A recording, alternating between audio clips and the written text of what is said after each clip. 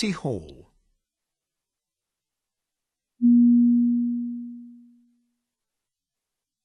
This is City Hall, the home of the Greater London Authority, the Mayor and the London Assembly.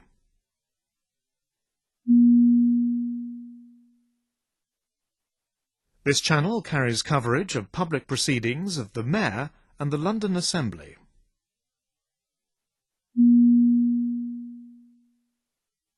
This is City Hall, the home of London's democracy.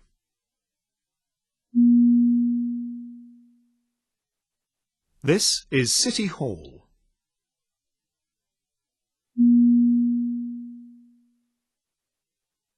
This is City Hall, the home of the Greater London Authority, the Mayor and the London Assembly.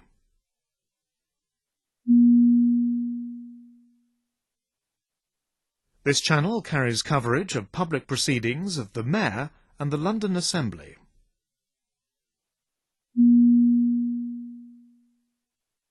This is City Hall, the home of London's democracy.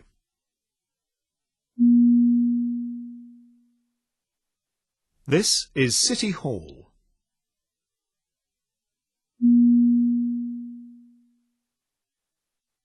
This is City Hall, the home of the Greater London Authority, the Mayor and the London Assembly.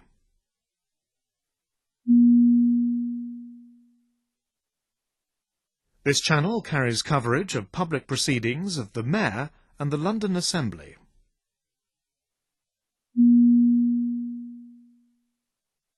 This is City Hall, the home of London's democracy.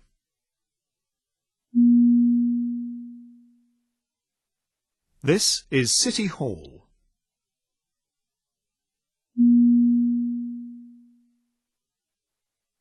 This is City Hall, the home of the Greater London Authority, the Mayor and the London Assembly.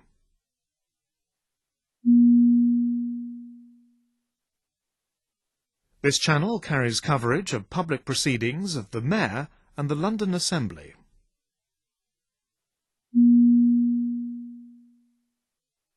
This is City Hall, the home of London's democracy.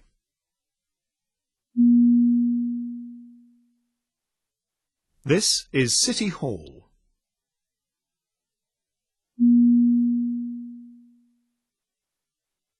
This is City Hall, the home of the Greater London Authority, the Mayor and the London Assembly.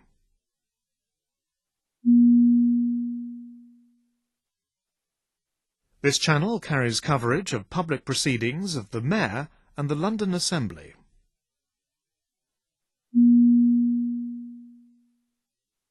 This is City Hall, the home of London's democracy.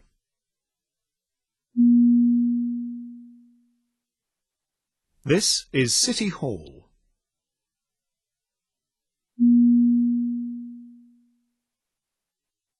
This is City Hall, the home of the Greater London Authority, the Mayor and the London Assembly.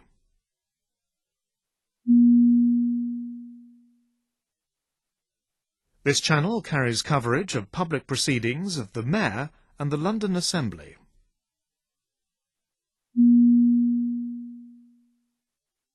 This is City Hall, the home of London's democracy.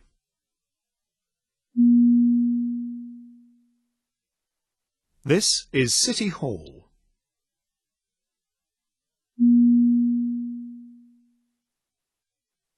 This is City Hall, the home of the Greater London Authority, the Mayor and the London Assembly.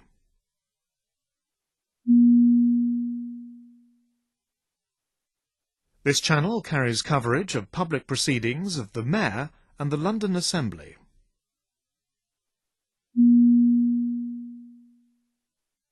This is City Hall, the home of London's democracy.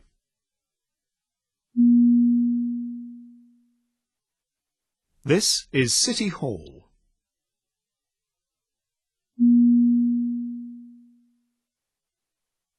This is City Hall, the home of the Greater London Authority, the Mayor and the London Assembly.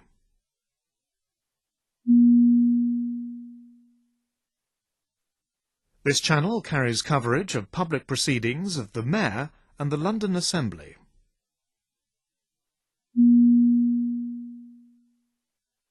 This is City Hall, the home of London's democracy.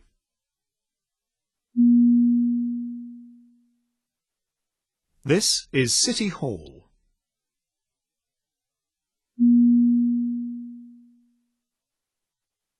This is City Hall, the home of the Greater London Authority, the Mayor and the London Assembly.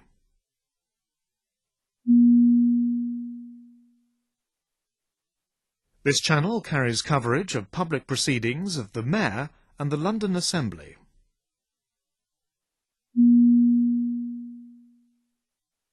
This is City Hall, the home of London's democracy.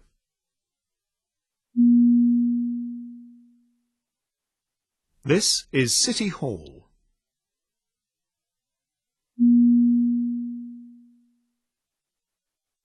This is City Hall, the home of the Greater London Authority, the Mayor and the London Assembly.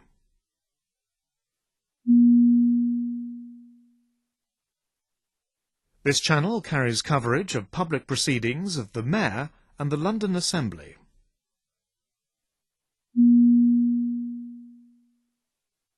This is City Hall, the home of London's democracy.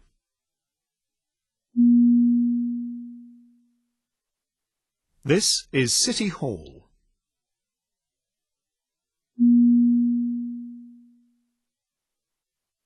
This is City Hall, the home of the Greater London Authority, the Mayor and the London Assembly.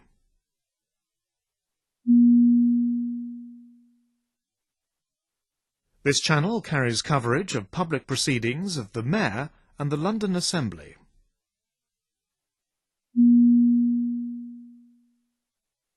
This is City Hall, the home of London's democracy.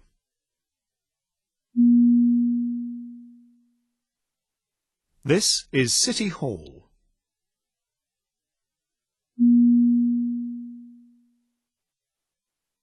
This is City Hall, the home of the Greater London Authority, the Mayor and the London Assembly.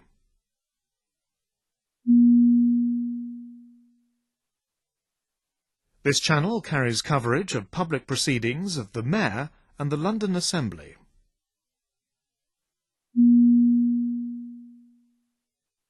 This is City Hall, the home of London's democracy.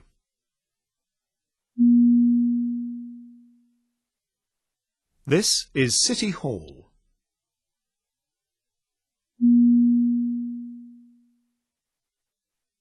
This is City Hall, the home of the Greater London Authority, the Mayor and the London Assembly.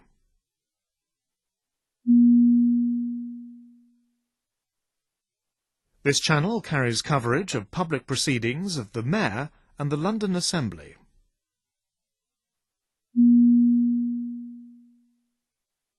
This is City Hall, the home of London's democracy.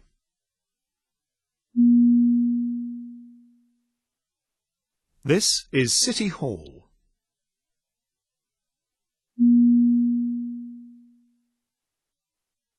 This is City Hall, the home of the Greater London Authority, the Mayor and the London Assembly.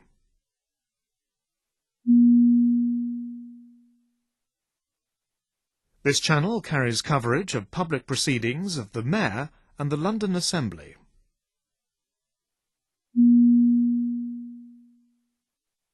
This is City Hall, the home of London's democracy.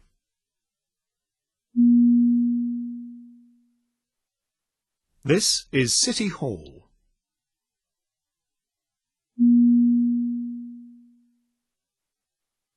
This is City Hall, the home of the Greater London Authority, the Mayor and the London Assembly.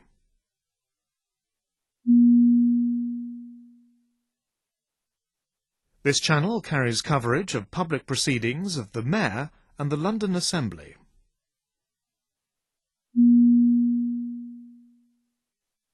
This is City Hall, the home of London's democracy.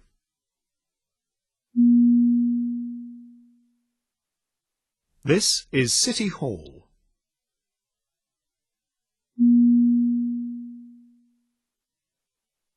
This is City Hall, the home of the Greater London Authority, the Mayor and the London Assembly.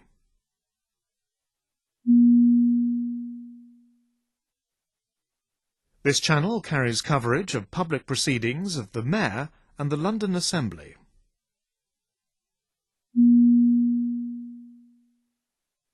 This is City Hall, the home of London's democracy.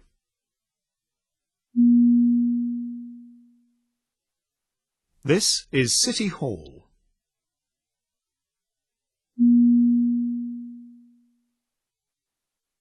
This is City Hall, the home of the Greater London Authority, the Mayor and the London Assembly.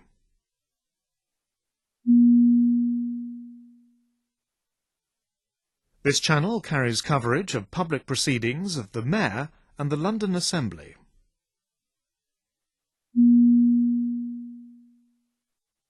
This is City Hall, the home of London's democracy.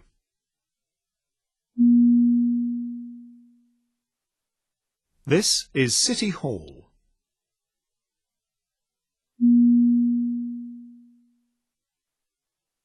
This is City Hall, the home of the Greater London Authority, the Mayor and the London Assembly.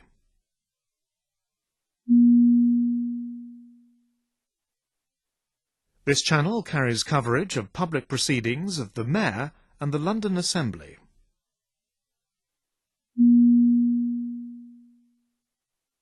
This is City Hall, the home of London's democracy.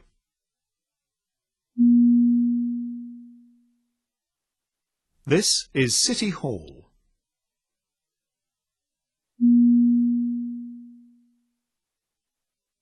This is City Hall, the home of the Greater London Authority, the Mayor and the London Assembly.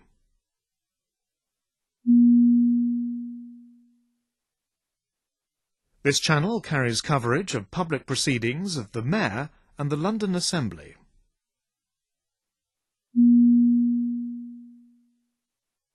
This is City Hall, the home of London's democracy.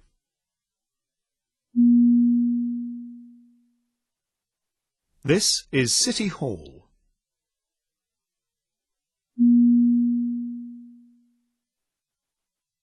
This is City Hall, the home of the Greater London Authority, the Mayor and the London Assembly.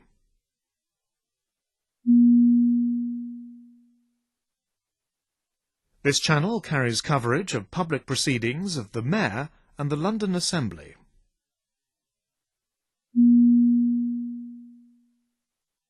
This is City Hall, the home of London's democracy.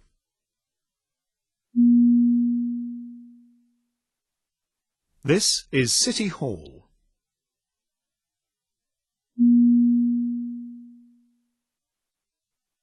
This is City Hall, the home of the Greater London Authority, the Mayor and the London Assembly.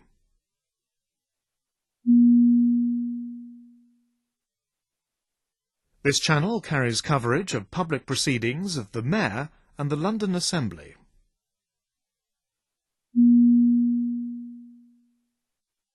This is City Hall, the home of London's democracy.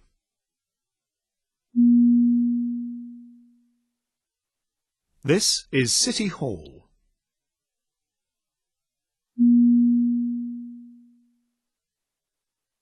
This is City Hall, the home of the Greater London Authority, the Mayor and the London Assembly.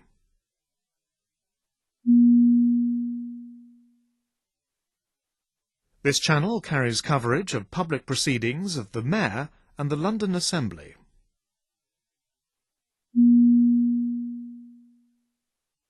This is City Hall, the home of London's democracy.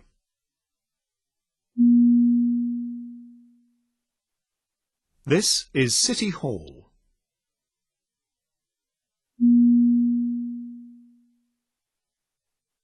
This is City Hall, the home of the Greater London Authority, the Mayor and the London Assembly.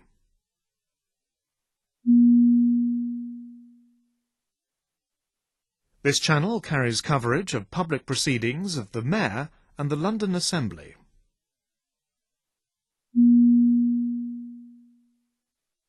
This is City Hall, the home of London's democracy.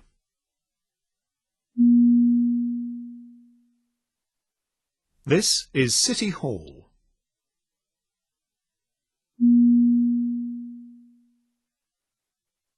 This is City Hall, the home of the Greater London Authority, the Mayor and the London Assembly.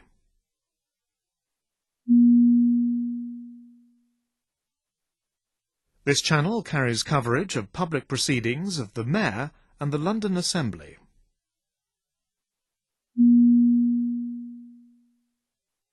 This is City Hall, the home of London's democracy.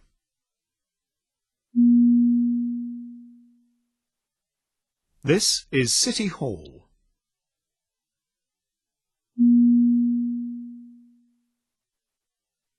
This is City Hall, the home of the Greater London Authority, the Mayor and the London Assembly.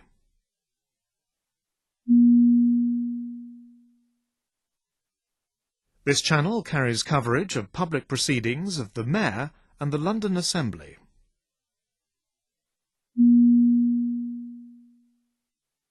This is City Hall, the home of London's democracy.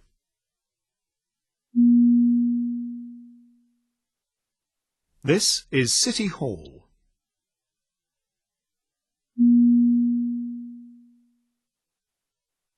This is City Hall, the home of the Greater London Authority, the Mayor and the London Assembly.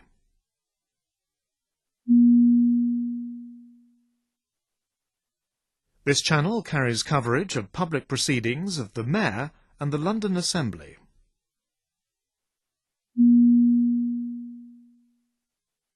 This is City Hall, the home of London's democracy.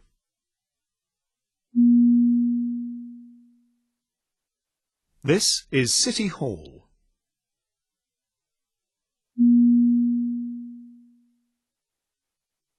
This is City Hall, the home of the Greater London Authority, the Mayor and the London Assembly.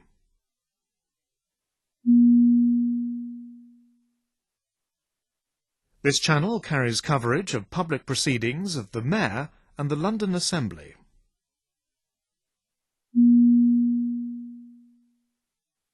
This is City Hall, the home of London's democracy.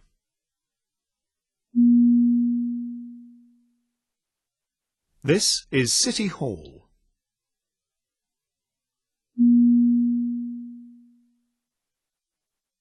This is City Hall, the home of the Greater London Authority, the Mayor and the London Assembly.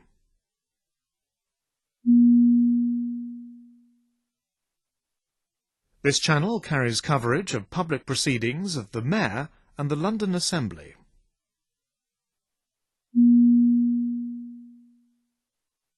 This is City Hall, the home of London's democracy.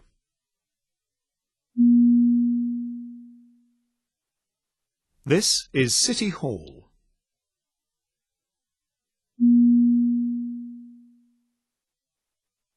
This is City Hall, the home of the Greater London Authority, the Mayor and the London Assembly.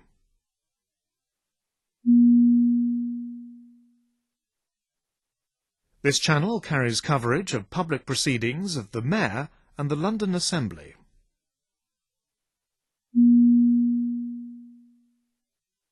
This is City Hall, the home of London's democracy.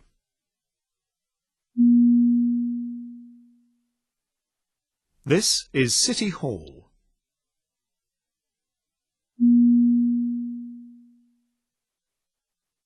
This is City Hall, the home of the Greater London Authority, the Mayor and the London Assembly.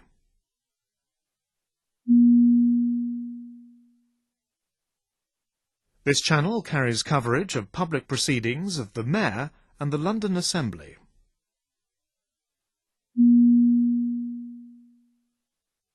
This is City Hall, the home of London's democracy.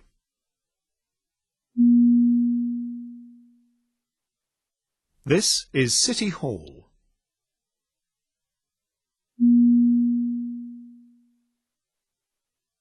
This is City Hall, the home of the Greater London Authority, the Mayor and the London Assembly.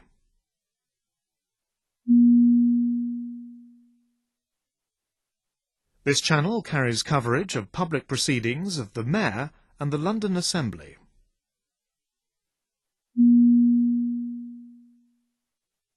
This is City Hall, the home of London's democracy.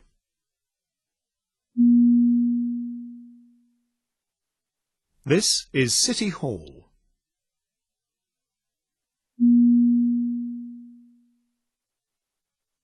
This is City Hall, the home of the Greater London Authority, the Mayor and the London Assembly.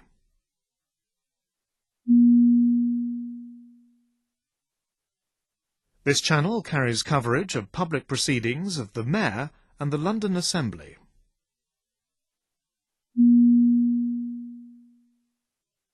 This is City Hall, the home of London's democracy.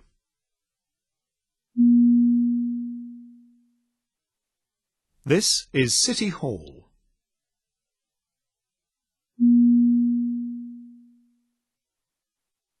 This is City Hall, the home of the Greater London Authority, the Mayor and the London Assembly.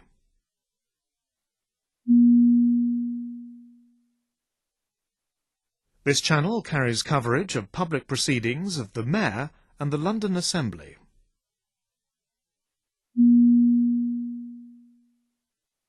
This is City Hall, the home of London's democracy.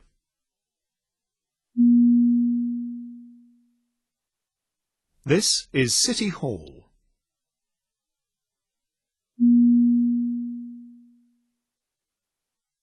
This is City Hall, the home of the Greater London Authority, the Mayor and the London Assembly.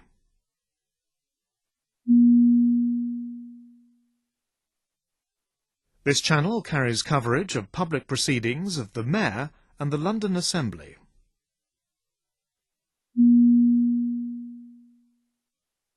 This is City Hall, the home of London's democracy.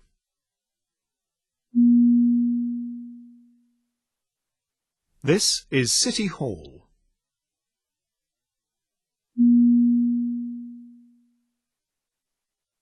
This is City Hall, the home of the Greater London Authority, the Mayor and the London Assembly.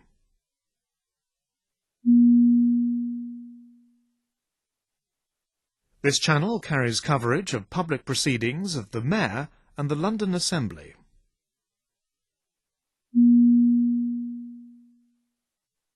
This is City Hall, the home of London's democracy.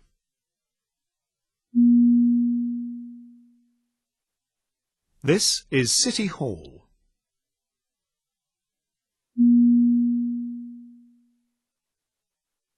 This is City Hall, the home of the Greater London Authority, the Mayor and the London Assembly.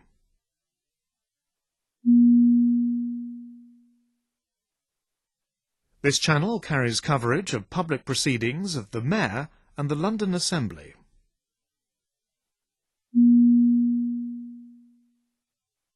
This is City Hall, the home of London's democracy.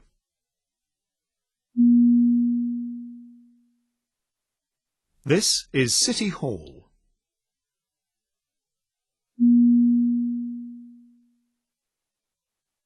This is City Hall, the home of the Greater London Authority, the Mayor and the London Assembly.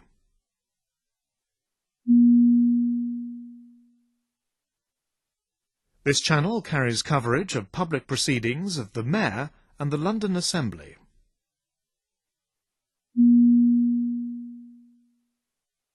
This is City Hall, the home of London's democracy.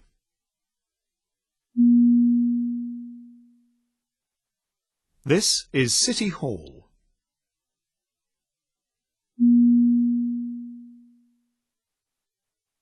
This is City Hall, the home of the Greater London Authority, the Mayor and the London Assembly.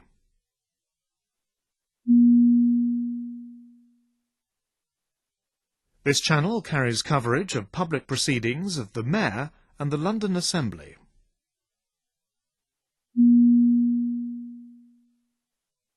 This is City Hall, the home of London's democracy.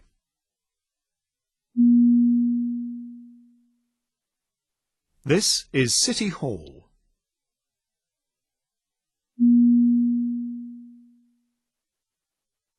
This is City Hall, the home of the Greater London Authority, the Mayor and the London Assembly.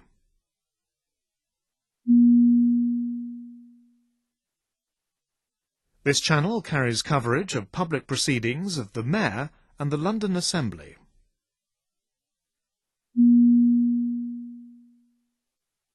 This is City Hall, the home of London's democracy.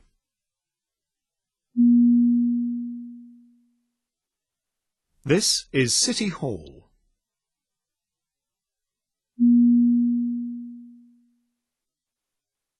This is City Hall, the home of the Greater London Authority, the Mayor and the London Assembly.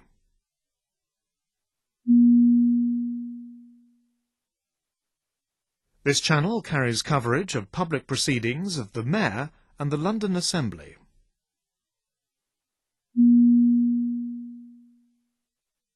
This is City Hall, the home of London's democracy.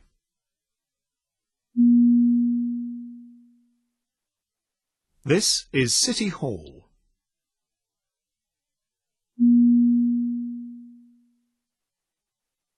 This is City Hall, the home of the Greater London Authority, the Mayor and the London Assembly.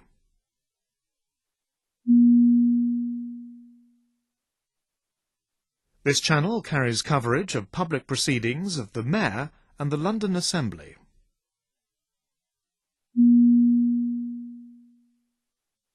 This is City Hall, the home of London's democracy.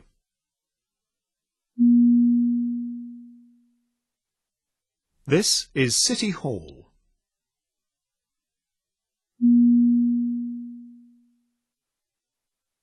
This is City Hall, the home of the Greater London Authority, the Mayor and the London Assembly.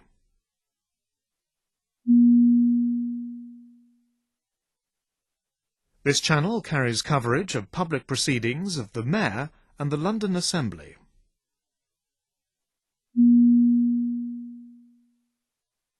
This is City Hall, the home of London's democracy.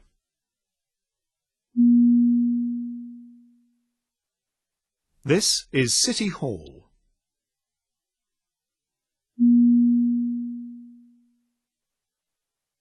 This is City Hall, the home of the Greater London Authority, the Mayor and the London Assembly.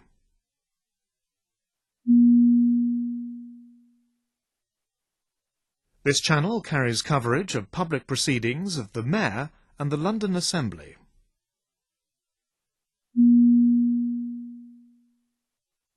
This is City Hall, the home of London's democracy.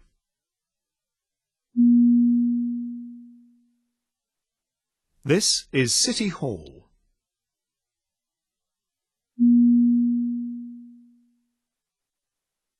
This is City Hall, the home of the Greater London Authority, the Mayor and the London Assembly.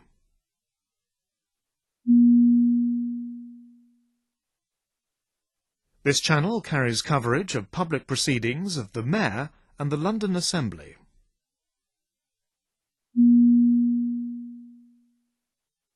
This is City Hall, the home of London's democracy.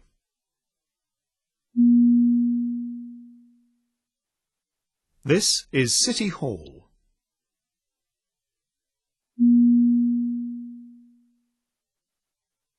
This is City Hall, the home of the Greater London Authority, the Mayor and the London Assembly.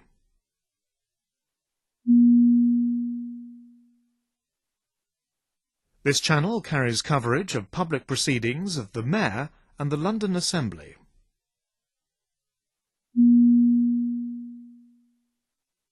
This is City Hall, the home of London's democracy.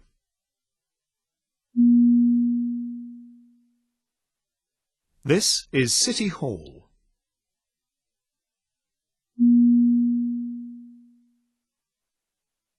This is City Hall, the home of the Greater London Authority, the Mayor and the London Assembly.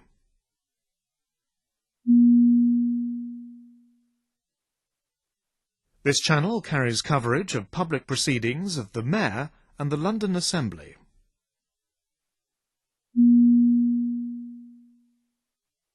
This is City Hall, the home of London's democracy.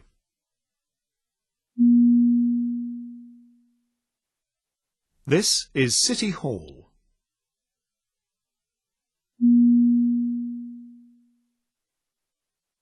This is City Hall, the home of the Greater London Authority, the Mayor and the London Assembly.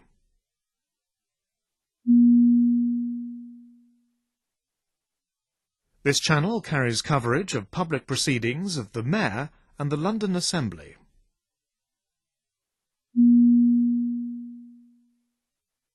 This is City Hall, the home of London's democracy.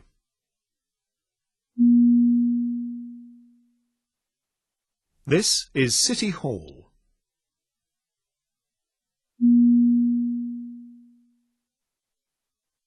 This is City Hall, the home of the Greater London Authority, the Mayor and the London Assembly.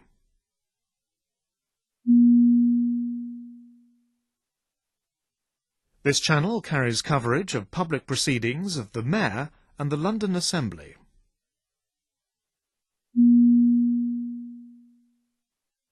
This is City Hall, the home of London's democracy.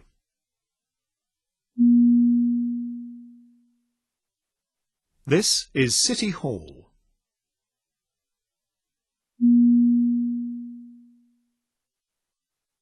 This is City Hall, the home of the Greater London Authority, the Mayor and the London Assembly.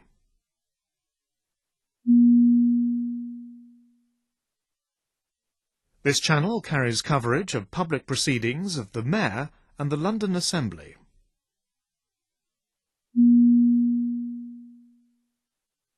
This is City Hall, the home of London's democracy.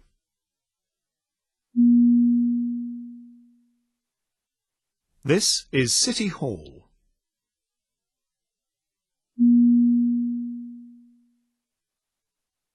This is City Hall, the home of the Greater London Authority, the Mayor and the London Assembly.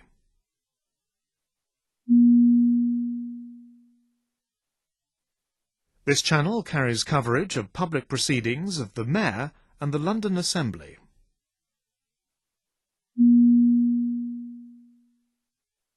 This is City Hall, the home of London's democracy.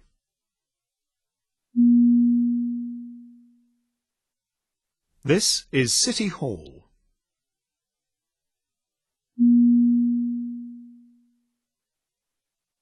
This is City Hall, the home of the Greater London Authority, the Mayor and the London Assembly.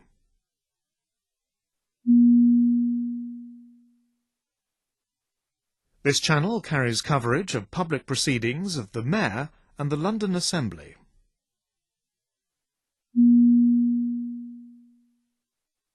This is City Hall, the home of London's democracy.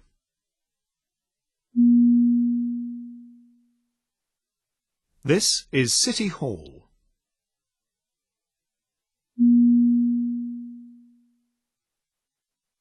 This is City Hall, the home of the Greater London Authority, the Mayor and the London Assembly.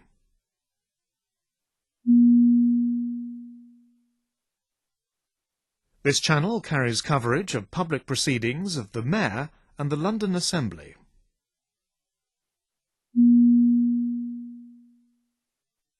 This is City Hall, the home of London's democracy.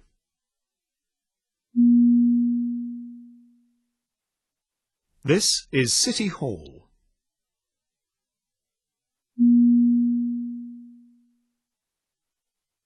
This is City Hall, the home of the Greater London Authority, the Mayor and the London Assembly.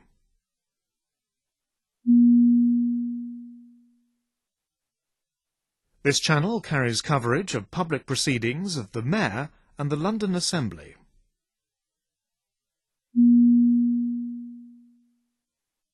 This is City Hall, the home of London's democracy.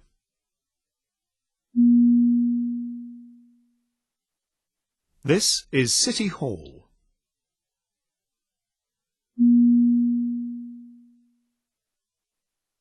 This is City Hall, the home of the Greater London Authority, the Mayor and the London Assembly.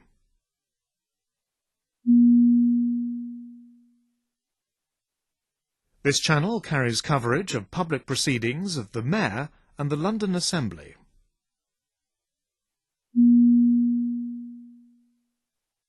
This is City Hall, the home of London's democracy.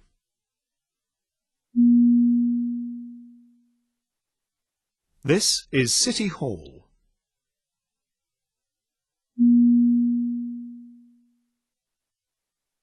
This is City Hall, the home of the Greater London Authority, the Mayor and the London Assembly.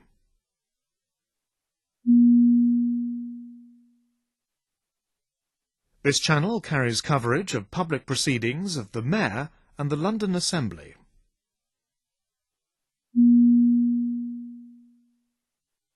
This is City Hall, the home of London's democracy.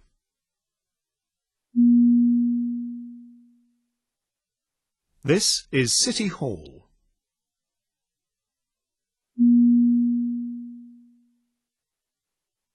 This is City Hall, the home of the Greater London Authority, the Mayor and the London Assembly.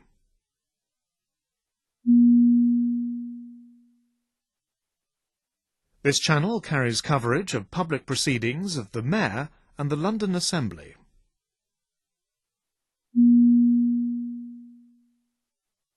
This is City Hall, the home of London's democracy.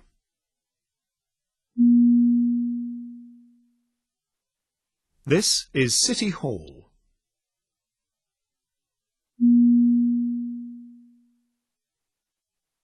This is City Hall, the home of the Greater London Authority, the Mayor and the London Assembly.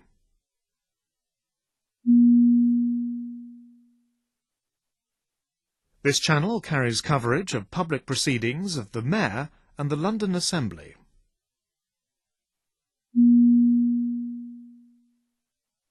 This is City Hall, the home of London's democracy.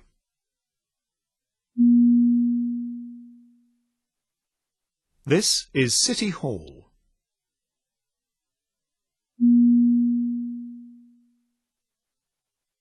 This is City Hall, the home of the Greater London Authority, the Mayor and the London Assembly.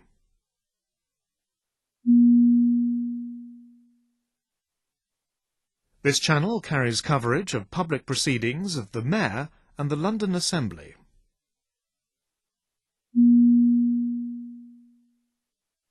This is City Hall, the home of London's democracy.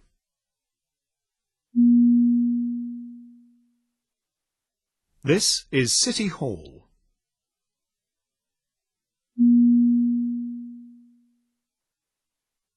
This is City Hall, the home of the Greater London Authority, the Mayor and the London Assembly.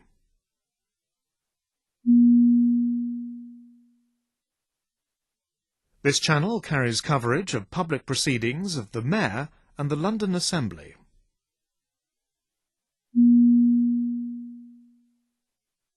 This is City Hall, the home of London's democracy.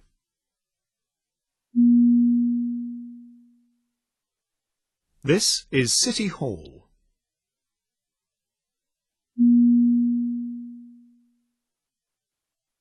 This is City Hall, the home of the Greater London Authority, the Mayor and the London Assembly.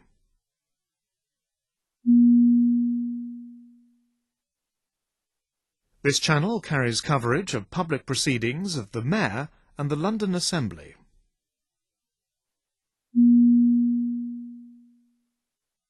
This is City Hall, the home of London's democracy.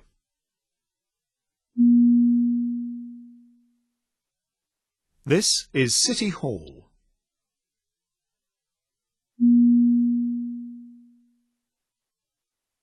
This is City Hall, the home of the Greater London Authority, the Mayor and the London Assembly.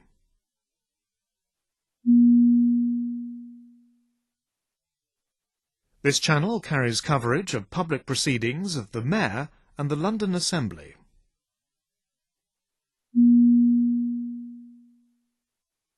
This is City Hall, the home of London's democracy.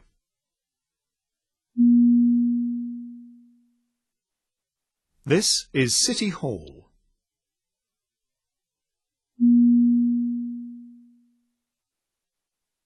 This is City Hall, the home of the Greater London Authority, the Mayor and the London Assembly.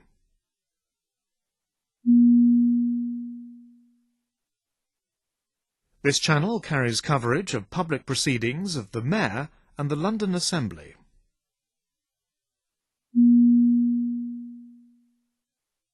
This is City Hall, the home of London's democracy.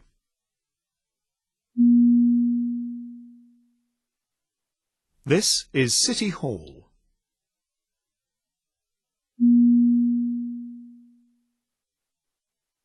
This is City Hall, the home of the Greater London Authority, the Mayor and the London Assembly.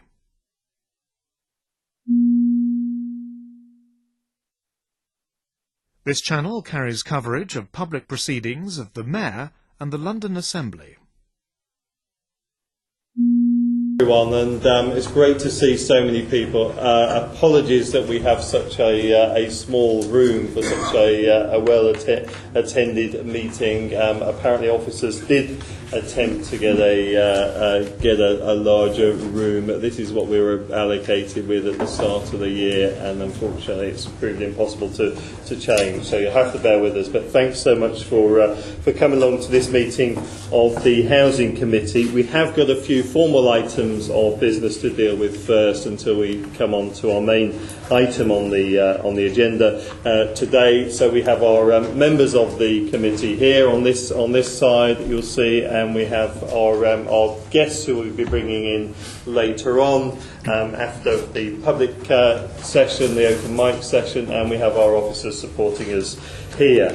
So item 1, apologies for absence and chair's announcements. Laura, have we any apologies? We've received apologies from Stephen Knight, Steve O'Connell and Fiona Trifos, and Murad Qureshi is attending as a substitute member. Okay, welcome Murad. And can I ask everyone to turn off their electronic devices, or at least make sure they're switched to silent. And we will just whiz through now the formal business on the agenda. So item 2, declarations of interest. Can we note the declarations and ask if there are any others to declare? We note those, thank you.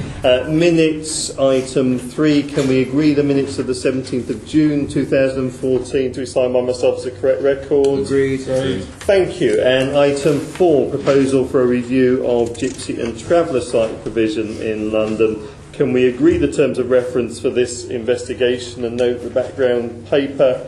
And can we delegate authority to me in consultation with the Deputy Chair and Party Group lead members to agree the site visit for this investigation? Can we agree that? Agreed. Thank you very much. And then that takes us on to item 5, which is resident perspectives on the regeneration of London's social housing estates. A number of you were here at the meeting that we had, the previous meeting that we had, and as always with this committee, we do like to ensure not only do we hear from the housing providers and the policy makers and so on, but that we do hear directly from the residents affected in whatever particular topic that we are looking at. So today the first part of the meeting is going to be an open session enabling residents to give their views and experiences of regeneration programmes and the issues around demolition and estate refurbishment. So we'll hear very much from people in the room on that. And then the second part of the meeting is a panel discussion to allow the committee to consider the methods which allow these non-financial matters to be more systematically factored into the decision-making process and the impact this might have on the resulting regeneration programme. So to kick things off, I'm going to ask Sharon Hayward, the London Tenants Federation representative on our panel today, who is going to give her perspective first and then introduce a number of other speakers before we throw it wide open. So Sharon, over to you. Yes, I'm actually the coordinator for the London Tenants Federation, so I don't consider myself a representative. And yes, I had assumed that part of my role here would be to coordinate some of the voices from the London Tenants Federation to kind of express their concerns. And I think really we have focused pretty much on the issue of demolition versus refurbishment, and we hadn't considered that a kind of a wider regeneration agenda, although perhaps the two of them are very much overlapping at the moment. Obviously, you can have regeneration that doesn't involve housing at all, and there have been many circumstances of that, and obviously there are some that deal with the full range. The London Tenants Federation brings together borough-wide social housing tenant federations. Most of them are local authority organisations, but increasingly we're involving housing association tenants as well. Also under our umbrella is the London Federation of Housing Cooperatives and the National Federation of TMOs. The issue of demolition versus refurbishment has become more prominent in the London Tenant Federation's discussions for a while now, I think. And increasingly, as people come back and say that some of their own members are experiencing large-scale demolitions where there's been poor provision of information to tenants and residents from the start, retraction of promises that were made in early discussions, and inadequate evidence to provide to justify the demolition at all. LTF was involved in the organisation of a conference in June 2013 with a number of other groups, including Just Space, and we held a workshop at that conference specifically on the issue of demolition versus refurbishment. And that workshop concluded that there was a serious need for the authorities to produce, in any circumstance of proposing demolition, that there should be a good balance sheet containing, covering wide economic, social and environmental issues, that often people are given part of the information but not all of the information. As a follow-up to that conference, Just Space and LTF have fairly recently commissioned a piece of work from UCL's engineering department to consider some of the technical issues relating to this, and their report is going to be submitted as part of the written submissions to this investigation. As a tenants organisation, necessarily London Tenants Fed's greatest concern is the social impact of unnecessary demolition of perfectly good social rented homes. And particularly the impact of demolition on the availability of genuinely affordable homes in the capital. As I'm sure you already know, if the Mayor's assessment of the backlog of housing need together with newly arising need were to be met within 5 years, a 5-year period, which used to be the requirement, 99% of the 42,000 affordable housing target would need to be affordable homes, and 66% would need to be social rented. I mean, there are a fair number of us who would challenge the analysis that the Mayor's office has done and feel that perhaps the analysis on the need for social rented is underestimated, but the figure is anyway very high. Delivery of additional social rented homes in London is consistently poor. From 2007 to 13, our analysis of monitoring reports of the London Plan show that only 50% of the London Plan's target for social rented homes was met, and this compares with 92% of the target for market homes being met and 73% of the target for intermediate homes. Having a bit further dig through the annual monitoring reports of the London Plan, we find that the impact of demolition of social rented homes on this very poor level of delivery is actually quite significant. And it seems that a third of the new social rented homes delivered in London over that 6-year period were just replacements for others that had been demolished. And had it hadn't occurred, we would have the target would have been met by 75%, better anyway, and there would be 15,272 additional social rented homes in London than we have now. It's not insignificant in policy terms. Given that affordable housing grant is no longer available for the delivery of social rented homes, it's essential that this committee seriously consider the extent to which demolitions rather than refurbishment of social rented homes is contributing to the ongoing crisis in affordability in London and the failure to properly address the gap between need and supply. There is also a significant lack of transparency on the data, not only around the delivery of additional social rented homes in London, but also on how much demolition of perfectly good social rented homes is occurring or why. Our figures are derived by comparing figures for new homes delivered with figures for additional homes. And obviously there's quite a significant difference there. So demolition of estates such as the Haygate won't appear anywhere in the figures until some years hence when replacement homes are built. So we have a significant underestimate always of numbers of social rented homes that are being demolished and are being left empty in London. And we would like some transparency on this one. We would like to see as a very first step that the London Assembly require or try to push for those figures to be transparent, that the GLA openly publish figures around demolitions each year of each type of home. Thank you. Well, thank you very much, Sharon, for setting the scene so eloquently this afternoon. There are a number of speakers that Sharon has suggested I call with perspectives from different estates around London, which I will, and then we'll throw it completely open, and hopefully we will try and get everyone in, or at least as near to everyone as possible. But do keep your contributions fairly short. I think Sharon has set the scene wonderfully, but we do need to keep the rest of the contributions really short so we can bring as many people in as possible. So, some people didn't get in. Like the secretary of my group, he's been excluded from the room. I'll give him my seat. You can sit there. Paul Burden, Harringay Fen Council Housing. Who is he? No, I think you need to let the groups come in. You can sit there. I'll give him my seat. Well, it's a bit ridiculous. I am really annoyed that we've got this room. I can't tell you how annoyed I am that we're in this room when we've got such big rooms at City Hall. But we will try and do our best to accommodate everyone. But I am keen that we kick off the discussion there.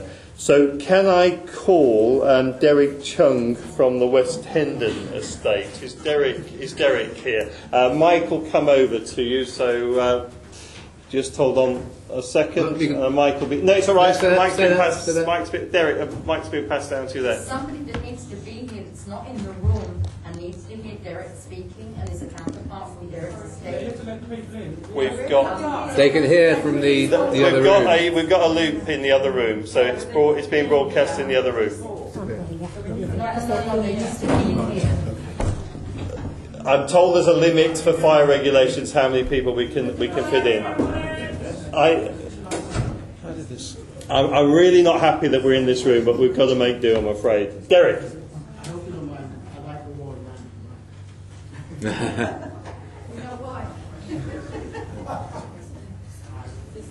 Thank you very much. My name is Derek Chung, and I'm chair of the West End Residents Association, Barnet. Is that switched on? Is that okay? Yeah, we can hear you now. Yeah, thank you. My name is Derek Chung, and I'm the chair of the West End Residents Association in Barnet.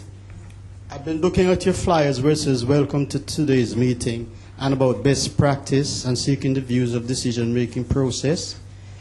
decision-making process for the regeneration West End was a consultation that was an ultimatum. You had to take it, or there's a bus going that way. We were not allowed to take part in the decision-making. In the beginning, there were 680 home units. At the present time, there's about 548 affordable homes that are supposed to be built to replace when everything is knocked down. I think the term affordable applies only to landlords and not tenants, because they won't be able to afford the new homes. The figures may not be very accurate, but it's close as I can get to it. There will be 132 low-cost home ownership, which I think may relate to leaseholders and freeholders who will lose their leases and have to renegotiate new terms of contract and arrangements in order to get a home. The CPOs have already been delivered, and we have a document here that is a pledge of a like for like.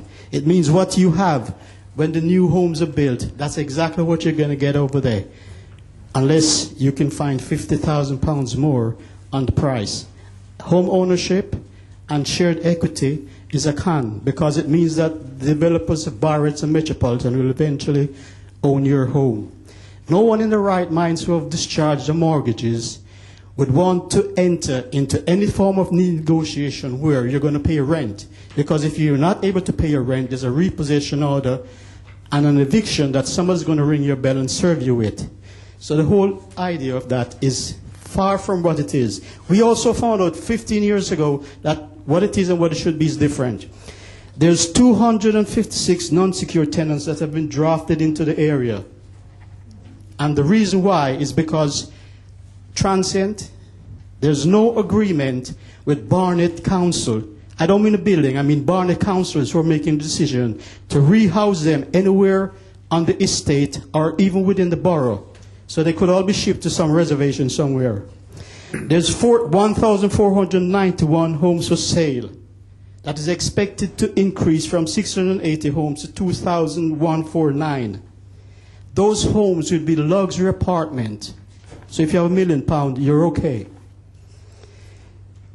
As it is now, we're between York Memorial Park, which has some significance because, as far as I can understand, a lot of folks were actually killed during World War II when something exploded there, and their remains are down there. The Welsh Harp is also a triple SI area. Yeah. Birds, bats, bees, trees, their habitats are in danger. So is the folks who live on this estate, all for the means of making a lot of profit. Okay, thank you, Derek.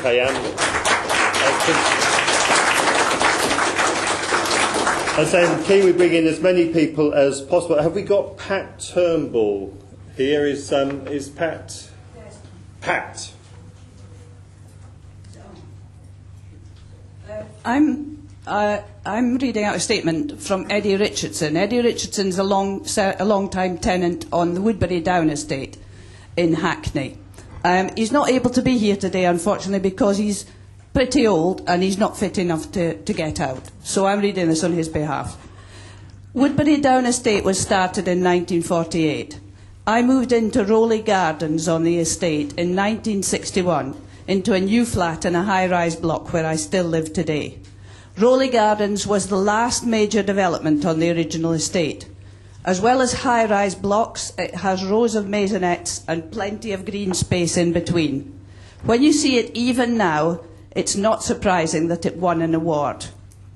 There were over 2,000 council-rented homes originally on Woodbury Down. In 1999, Hackney Council took the decision to knock down and rebuild the estate. There wasn't a ballot of residents. A PR firm held meetings in different parts of the estate to sell the plan to the tenants and leaseholders. The picture we were given was of a rebuilt estate we'd all be able to live in, with new homes the equivalent of the council homes we lived in. There was no talk of private development. The latest rescheduled plan for Woodbury Down has increased the number of phases from 5 to 8. We're only on phase 2. The development will go on till 2032. People were originally told they would only have to move once, but already some have moved 3 or 4 times. The number of projected homes has gone up from 4,000 to 5,557. 60% of these will be for sale by developer Barclay Homes. So far, they are glossy tower blocks at the edge of the reservoir, the prettiest part of the estate, have been selling at up to £1 million, mainly to overseas buyers who rent them out at £1,000 plus a month. There won't be any council-rented homes on the redeveloped estate at all. The original 2,000 council-rented homes will be replaced by 1,088 social-rented homes owned by Genesis Housing Association. This means higher rents, higher service charges and less security of tenure. There will be another 1,177 so-called affordable homes, part rent, part buy and so on, but these are not actually affordable to most people in London. This is if the plan goes ahead as it is now, and it's already been rescheduled. New fire doors have been put in my high-rise block, so nobody's planning to pull it down anytime soon. It's in the last phase. But why does it have to be pulled down at all? It is well designed, structurally sound, and a nice place to live in with great views. And I still have my secure council tenancy and reasonable rent and service charges. As far as I can see, the redevelopment of Woodbury Down Estate is good for the shareholders, but poor for those really in need of a roof over their heads. The so-called comprehensive redevelopment will, like as not, make the plight of the working poor even worse. Thank you.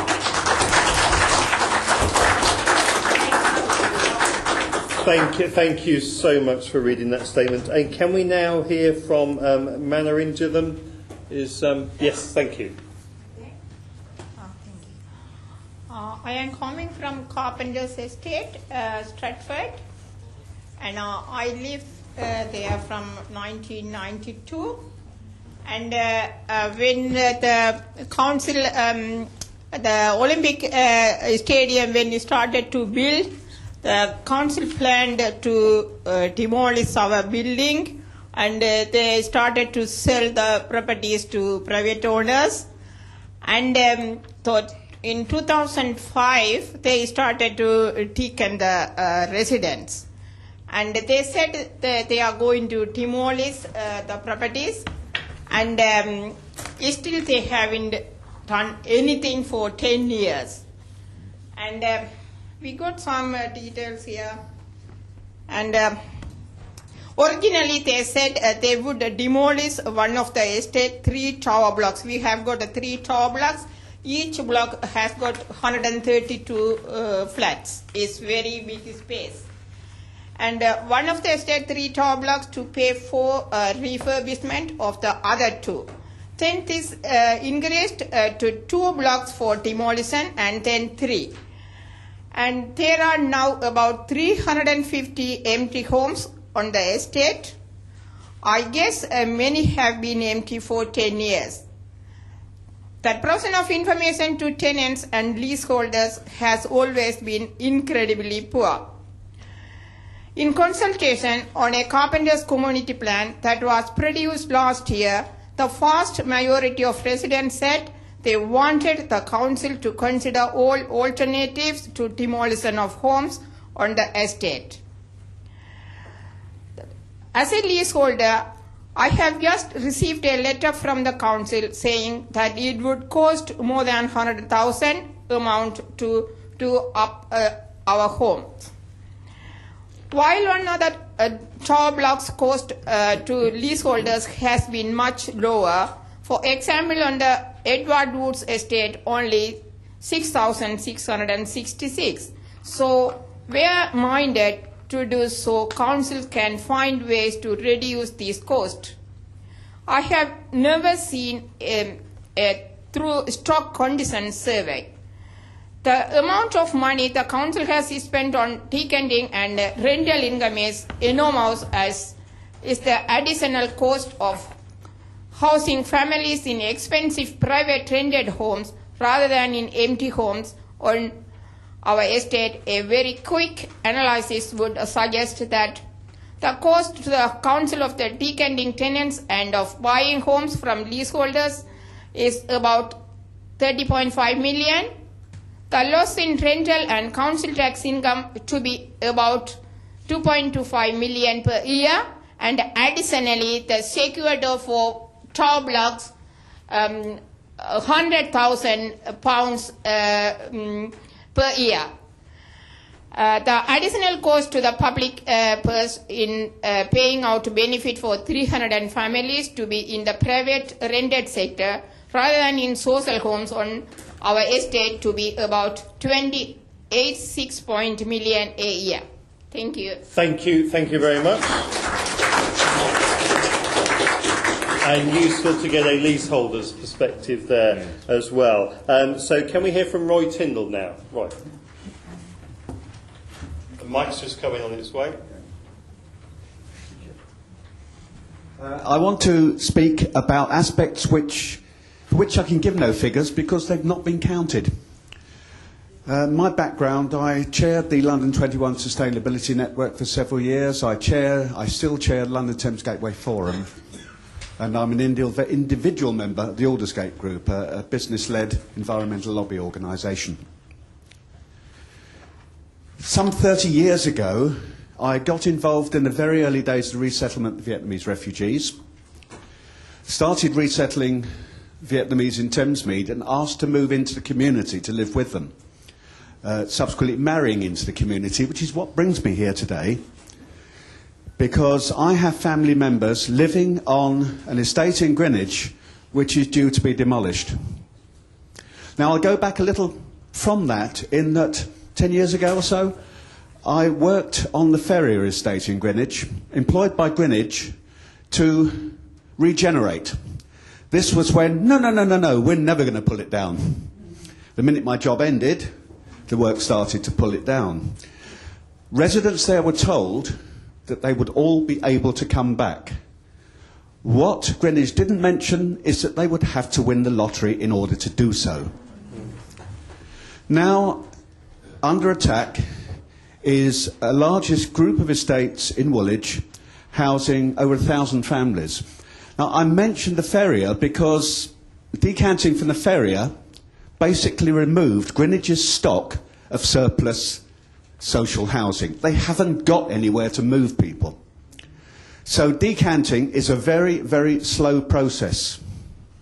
Now, the whole point of this is that my brother-in-law, sister-in-law, two separate families, who were young back in the days when I was young, are no longer young. I've also gone around talking to other residents, and I see the same problems. Fear. Older people being stripped of their families and friends, moved somewhere else where they will have no support network. Now, I put it to you, that's going to be an enormous cost to the National Health Service, an unnecessary cost. As well as that, at the other end of the spectrum, you've got families with young children. And they're worried about their education because they don't know where they're going to go or even when they're going to go. To compound this, as Greenwich is emptying the flats, they're moving people in, short-term leases, to stop them being squatted. And one of these days, they're going to have 1,000 families with no homes. No one is thinking this through. No one is looking at the ultimate cost, in particularly to health and to well-being. Thank you very much.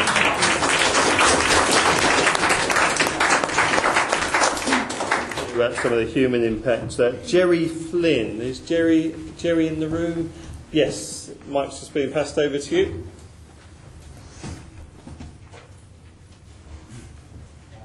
Yes, hello, my name is Jerry Flynn. I'm a former resident of the Haygate Estate, which is part of the Elephant and Castle regeneration. I'm also a member of the 35% campaign and the Elephant Amenity Network. I have submitted written evidence to the committee in response to the Chair's letter of the 20th of June 2014. I hope the committee will give it due regard, and I'll just speak very briefly on one or two of the points that I put in that evidence. The Haygate estate was an estate of 1,200 council homes. It has now been almost entirely demolished. The new development that will sit on its site will have 2,500 homes. It will have 79 social rented units. So we'll have a net loss of nearly 1,000 social rented units out of this development. There will be other kinds of affordable housing, which I think probably everybody in this room is familiar with, so I won't dwell on. We will have affordable rent, we will have intermediate. But that, I think, as everybody in the room probably realises, is way beyond the means of anybody who lived in those council houses. There will be other developments within the Elephant and Castle regeneration area which will, to some extent, mitigate the loss of the 1,000 homes of the Haygate estate. But nonetheless, they will only give us 600 social rented units. This is within the whole of the opportunity area. So we are still looking at the end of the regeneration at a net loss of 600 social rented units.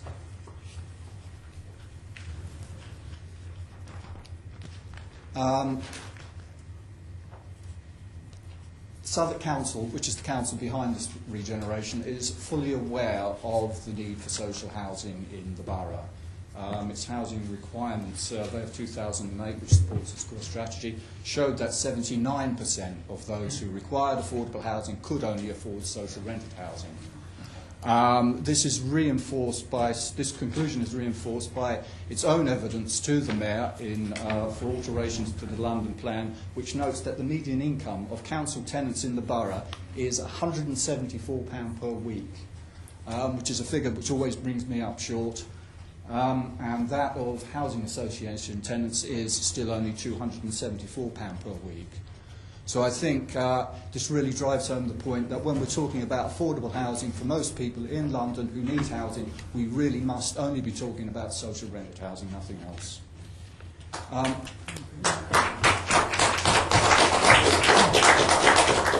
Just returning to the residents of the Haygate estate and what has happened to them, we were all promised, like many people in this room on their own regenerations, that we would get new homes. So far, only 45 out of 1,000 or so residents of the estate have been rehoused in new homes. Many others, not many actually, only about 200, still have their precious right to return, but as our friend pointed out earlier, they will probably need to win the lottery to make any use of that. So, for us, the regeneration hasn't been good news. It is in the Elephant and Castle opportunity area. This regeneration should really be making the best of a part of London which provides opportunities for people to be rehoused. Well, it's provided little opportunity for us to be rehoused. So we would certainly support all the London Tenants Federation's proposals that are in its paper that's been submitted to the committee. Thank you very much. Thank you. Useful points about the impact on social housing numbers there. So can I now call Sally Taylor? Is Sally here? Yeah, Mike's just coming over. It should be turned on already. So. I'm Sally Taylor and I'm here representing the West Kensington and Gibbs Green estates, which is part of the Earls Court development. Firstly, I'd like to say how sad it's made me feel. Everything that's been said here has been our experience and more. This is big bucks for bricks, isn't it? They just want us out of the way, and that's exactly how we felt on our estate. Every step of the way, we've had to fight developers, we've had to fight our own then council. Pardon? Okay, so what we've done on our estate is we've balloted our whole estate. We've had 4-1 in favour of staying put. We're proud of our community. We're a proud community. Nice housing, which is not what you read, the way that we've been described. And it really irritates me when people use awful language about us and they've not even been to see our estates and couldn't point to it on a map. We're just little pawns in a great big boys game of chess. So we're not having it on our communities. We fought a battle that we're tired of fighting, but we will continue. We're going for resident control. All the way through, we've had to fight and fight and fight. So when this big society idea came along, we thought, right, we'll have some of that. We'll do it.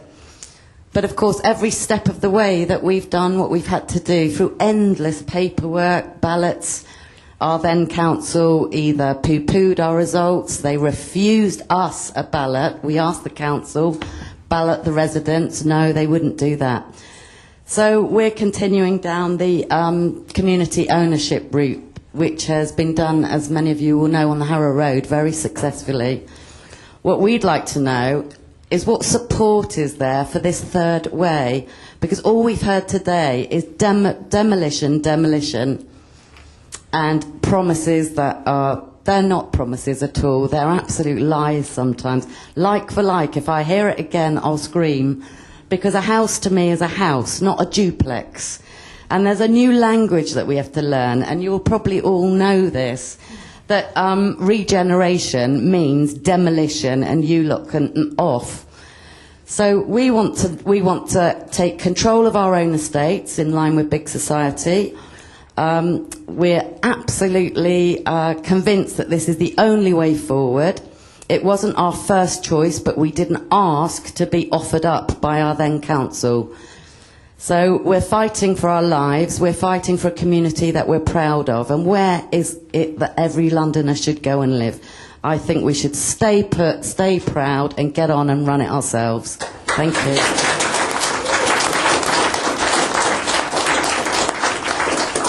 Thank you so much, Sally. I did actually visit the estate, and I think nice is a good word.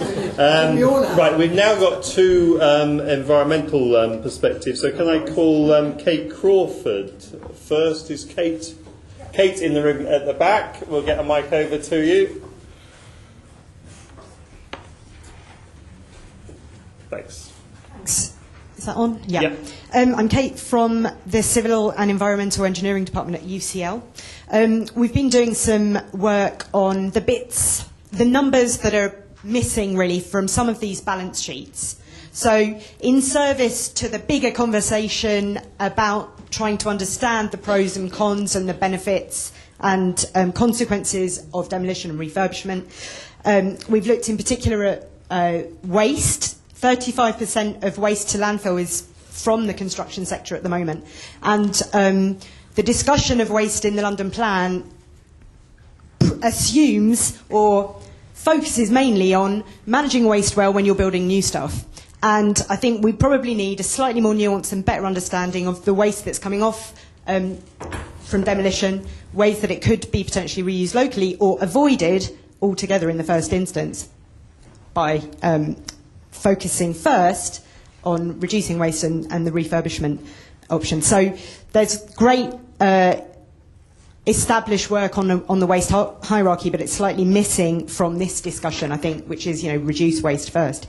The other thing that's slightly overlooked or narrow, perhaps, in the technical evidence about these questions is the question of water.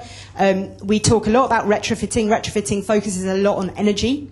And I think we could expand that to think about, yes, water efficiency, lots of low-cost ways to improve that in existing housing, lots of evidence and examples of that, but also to look at runoff from sites. It doesn't have to be just new developments that manage rainwater and floodwater carefully. There's some good examples in London, Bethnal Green, Enfield and Camden, where there have been retrofit projects on cramped sites, pocket parks of sustainable urban drainage, which is ways to use, manage and slow down rainwater on site, on sites that already exist without, beyond just new developments.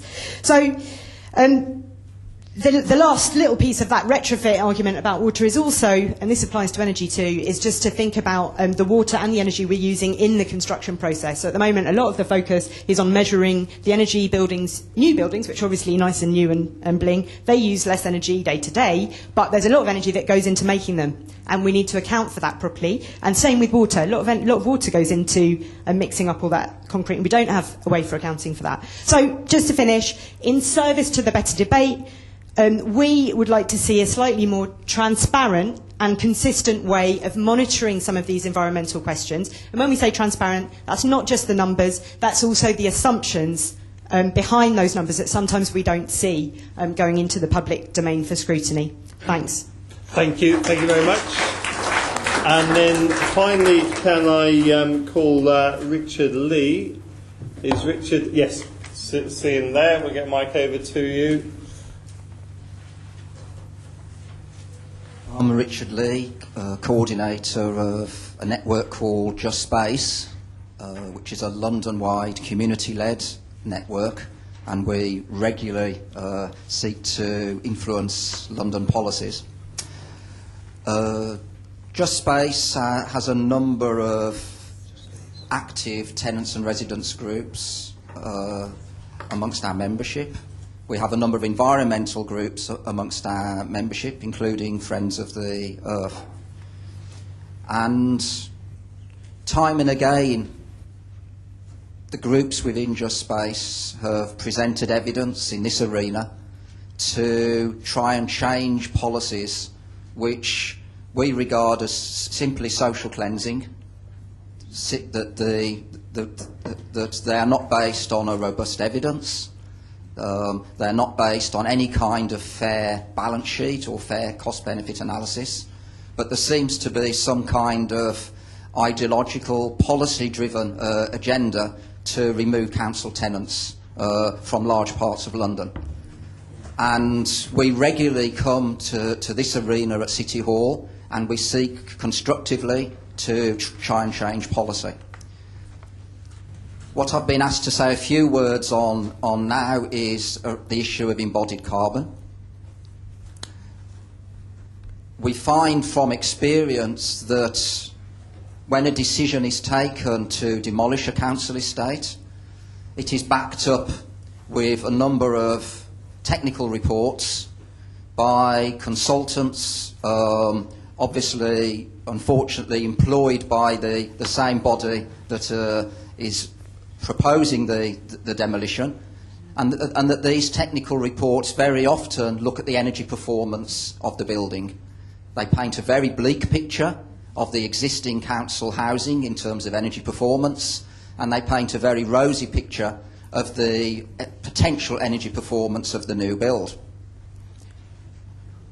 What we find from our research, and we document this in the literature review that UCL has produced for London Tenants Federation and Just Space, is that these technical studies around energy performance very rarely look at the question of embodied carbon. They just do not look at the huge impact on the environment, the impact on carbon dioxide emissions of demolition, of the removal of the waste materials from that demolition, and all the carbon dioxide emissions resulting from the construction of the new build. This is a very substantial impact in terms of trying to assess the carbon dioxide implications of a decision on demolition or refurbishment. And yet the technical studies that are carried out, in nearly all cases, will only look at issues such as the type of fuel, the type of heating appliance, the thermal comfort. They just dismiss completely the question of the embodied carbon.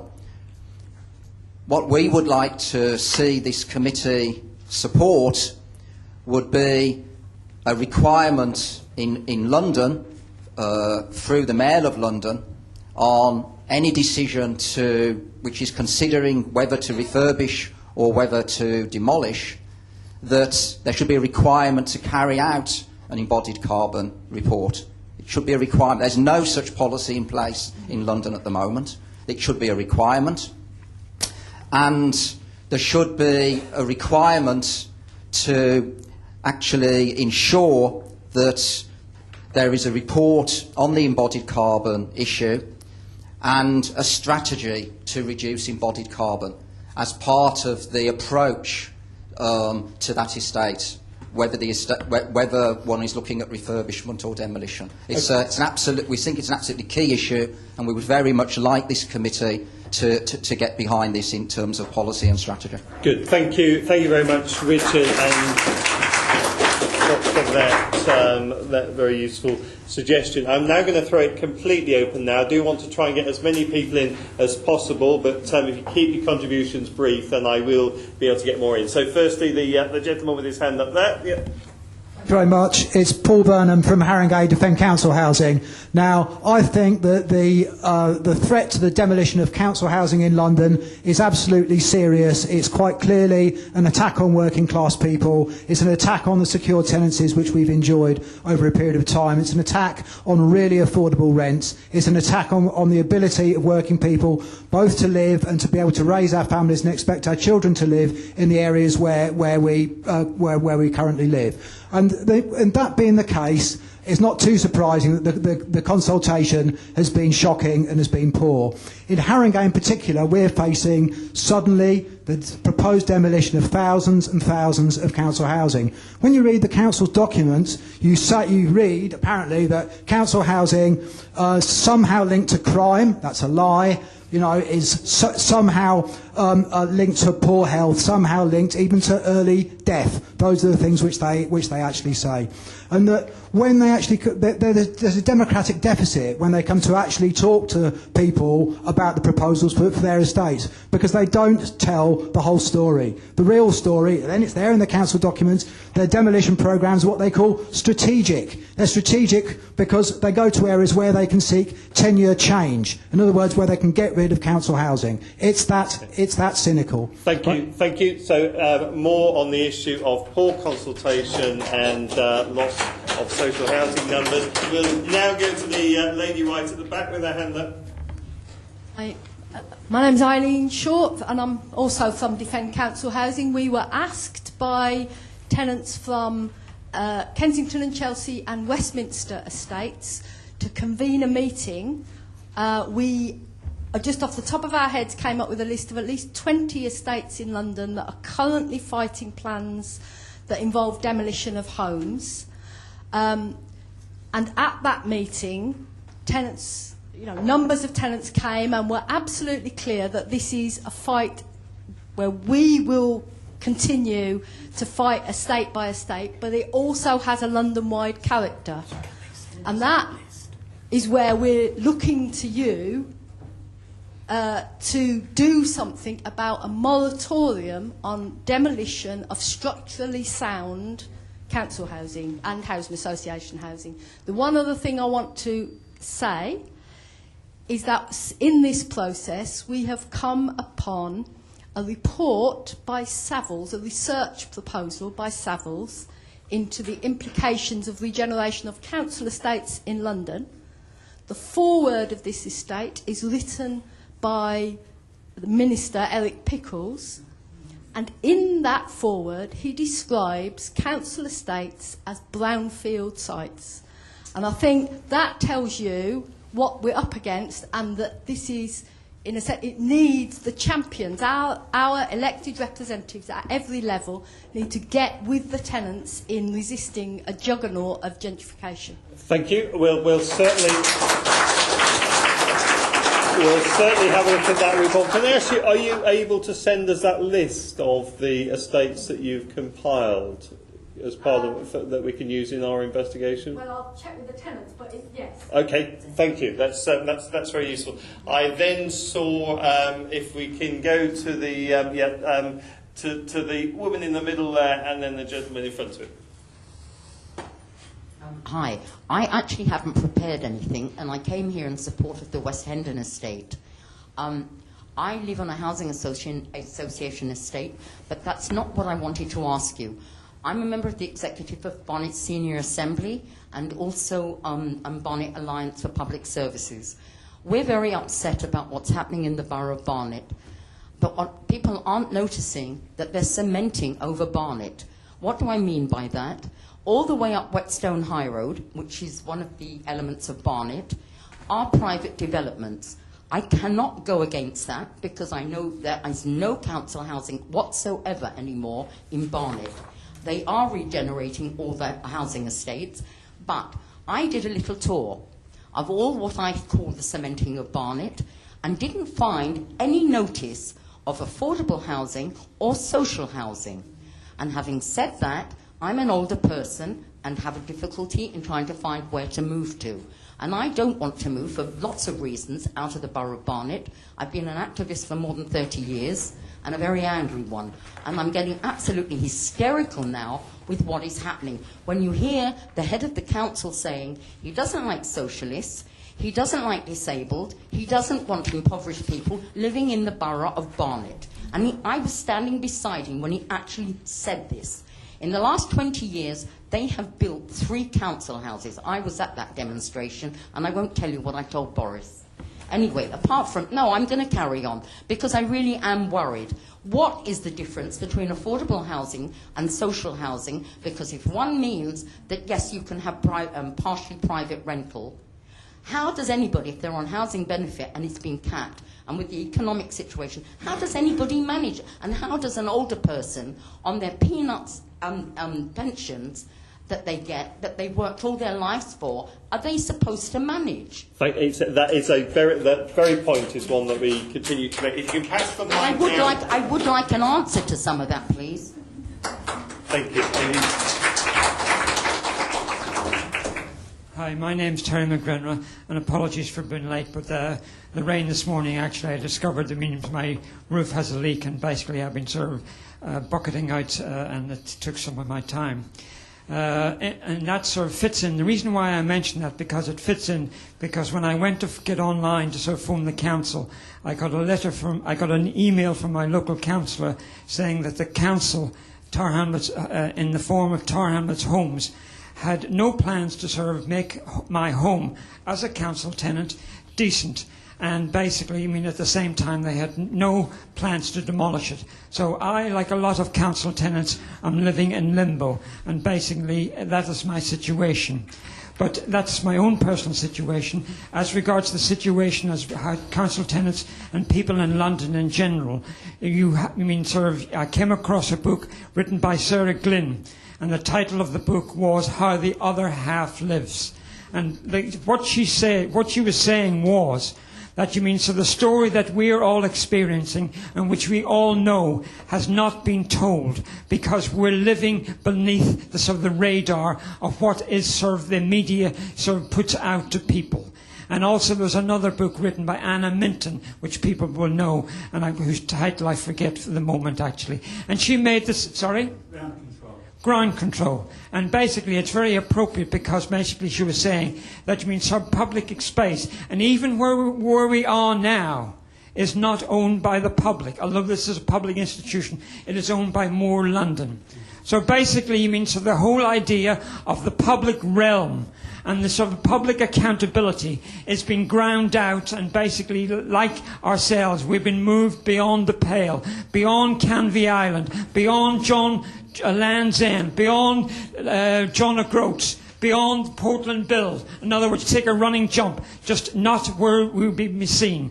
Okay, so in a sense, I'll end there, and thank you, Darren, for your time. Thank you very much. And I saw a hand at the back, lady in the black at the back. Hi, I'm Joanne Parks from Cressingham Gardens Estate, which is another very nice estate by Brockwell Park in Brixton.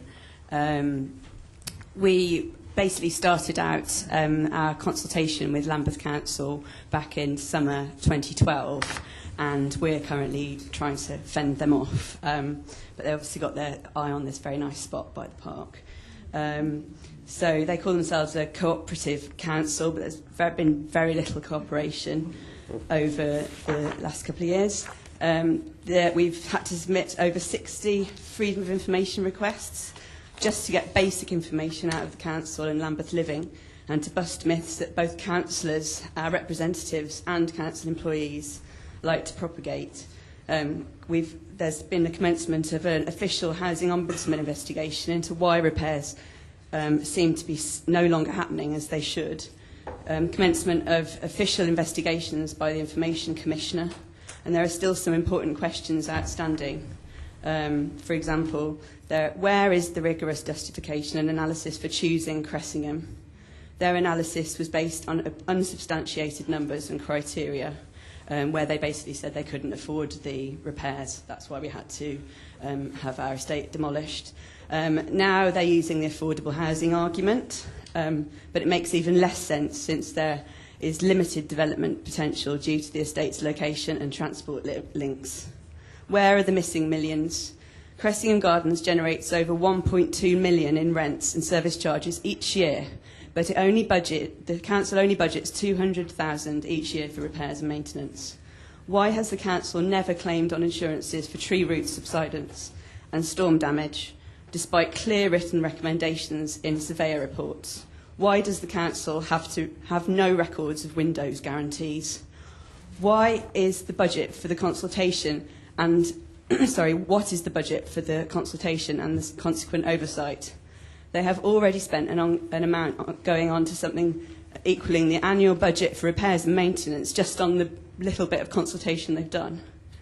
Essentially, how can a council use its powers to simply plug a gap in its funds under the guise of regeneration? And through the unaffordable market value gap that results for leaseholders, it is also essentially a massive property tax on a small portion of society that can at least afford it. From our investigations and first-hand experience, Regen is a con and a disgrace. And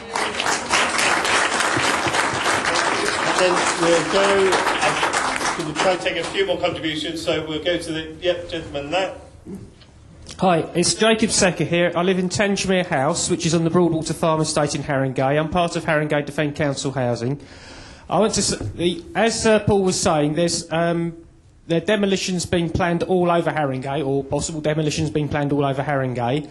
The consultation's been disgraceful. Every time this issue comes up, we know from the council minutes, we know from what we've been told by council officers, they are proposing demolitions, but what they're telling the other tenants is there's no demolitions, we're not going to do anything, you're all being scaremongered. I mean, I talked to Tim Chowdhury. I received a letter in December 2013 which clearly indicated that there is a proposal to demolish my block. I phoned up the guy whose name is on the letter, Tim Chowdhury of Housing Regeneration, and I said, come on, what you're proposing is to demolish the block. That is your proposal, that's what's going out to consultation. He agreed. Chantel Barker, who's a resident liaison officer, she agreed the same thing. I go to the consultation meeting about Tangemere House and I'm told, why do you keep scaremongering the tenants, saying the block might get demolished? This is what they're doing. They're telling all the tenants no, your block won't be demolished. There's going to be no demolition. You're being scaremongered by Defend Council Housing. All right, I'm saying before this forum, if they're not going to ever demolish Tangemere House, let them say that. They've told me that is a serious proposal. But if we are liars, why have they told me that they're planning to demolish Tangemere House? And why are they then telling all the other tenants that I'm lying to them, but I'm relaying that information? And the letter indicates clearly, anyway, when you read between the lines, that that's what they're proposing. They're doing this in estate after estate. We know from the council minutes they are considering demolitions. We know that. OK, most council tenants, as you might imagine, do not spend hours like I do reading every single set of council minutes. It takes too long, so they don't know that, so they can be lied to. And that is what is happening. This is not democracy, this is not consultation. Why is this happening, you might argue, you might ask. Why is this happening? Well, we're here in the GLA. Who's the head of Greater London? It's Mayor Boris Johnson. After the riots in Haringey, Mayor Boris Johnson sent his boy Stuart Lipton down to Haringey. Stuart Lipton's a big property developer. He came back with a report saying the reason for the riots in Haringey, in Tottenham, was social housing. His report clearly tried to imply that immigrants are somehow to blame for crime in Tottenham. It was a racist, social cleansing report which was explicitly designed for the collective punishment of our community because of the riots. That's what Mayor Boris Johnson, this great fun-loving guy, is doing to Tottenham. Is social cleansing and it is collective punishment for riots that were caused by the police, not by us. Okay, thank you. We are not going to be moved. We are not going to be moved. You cannot carry out this social cleansing. If Boris Johnson and Stuart Lipton and all these other rich people think they can get away with this, they've got another thing coming. Right, they did all this in Brazil. There's riots in Brazil. There's unrest in Brazil over social cleansing. If you think that can't happen here, you've got another thing coming. We're not taking it. You pack this policy in. You pack it in and stop packing this undemocratic, lying, dishonest consultations. So we kick out that. Well. I do want to bring some more people in there. Gentlemen there. Thank you. My name's Robin. I'm from Unite Community. I don't have the relative privilege of living on a council estate. I'm one of that, 25% of my cohort who still have to live at home. But my question is that, so we're here.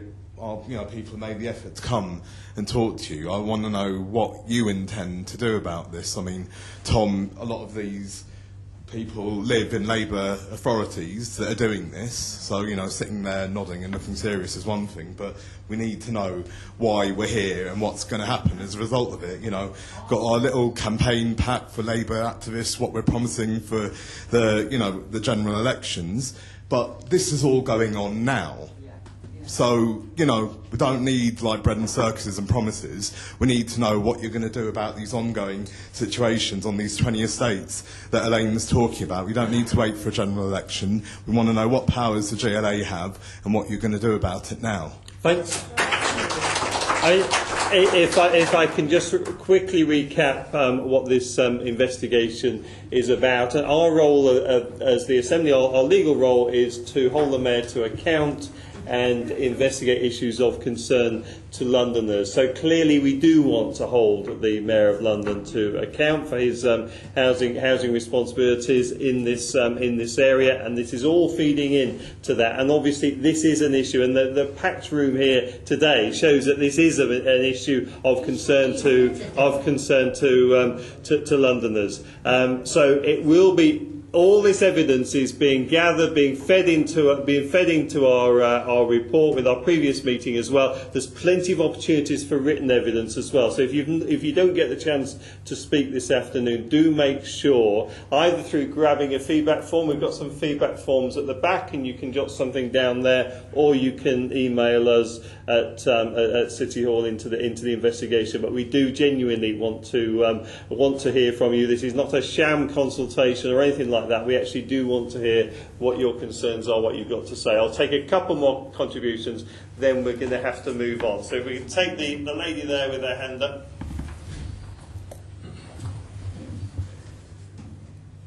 Thank you. Is it on? Yeah. My name's Kate Worley. I'm from a small residents' association in North Tottenham. You'll see the publicity of the Tottenham regeneration. And Haringey Council came out on a proposal on High Road West last year. When they drew up that plan, they issued it without any street names. And what they failed to say was that some of the area earmarked for the regeneration of the estate, which would be their first decant site, was actually on the other side of the railway line on our small estate. So we're implicated with the regeneration, but with no vote on it and having to lobby from afar. We're also backed onto a cemetery, so our only route to main roads and facilities is through that estate.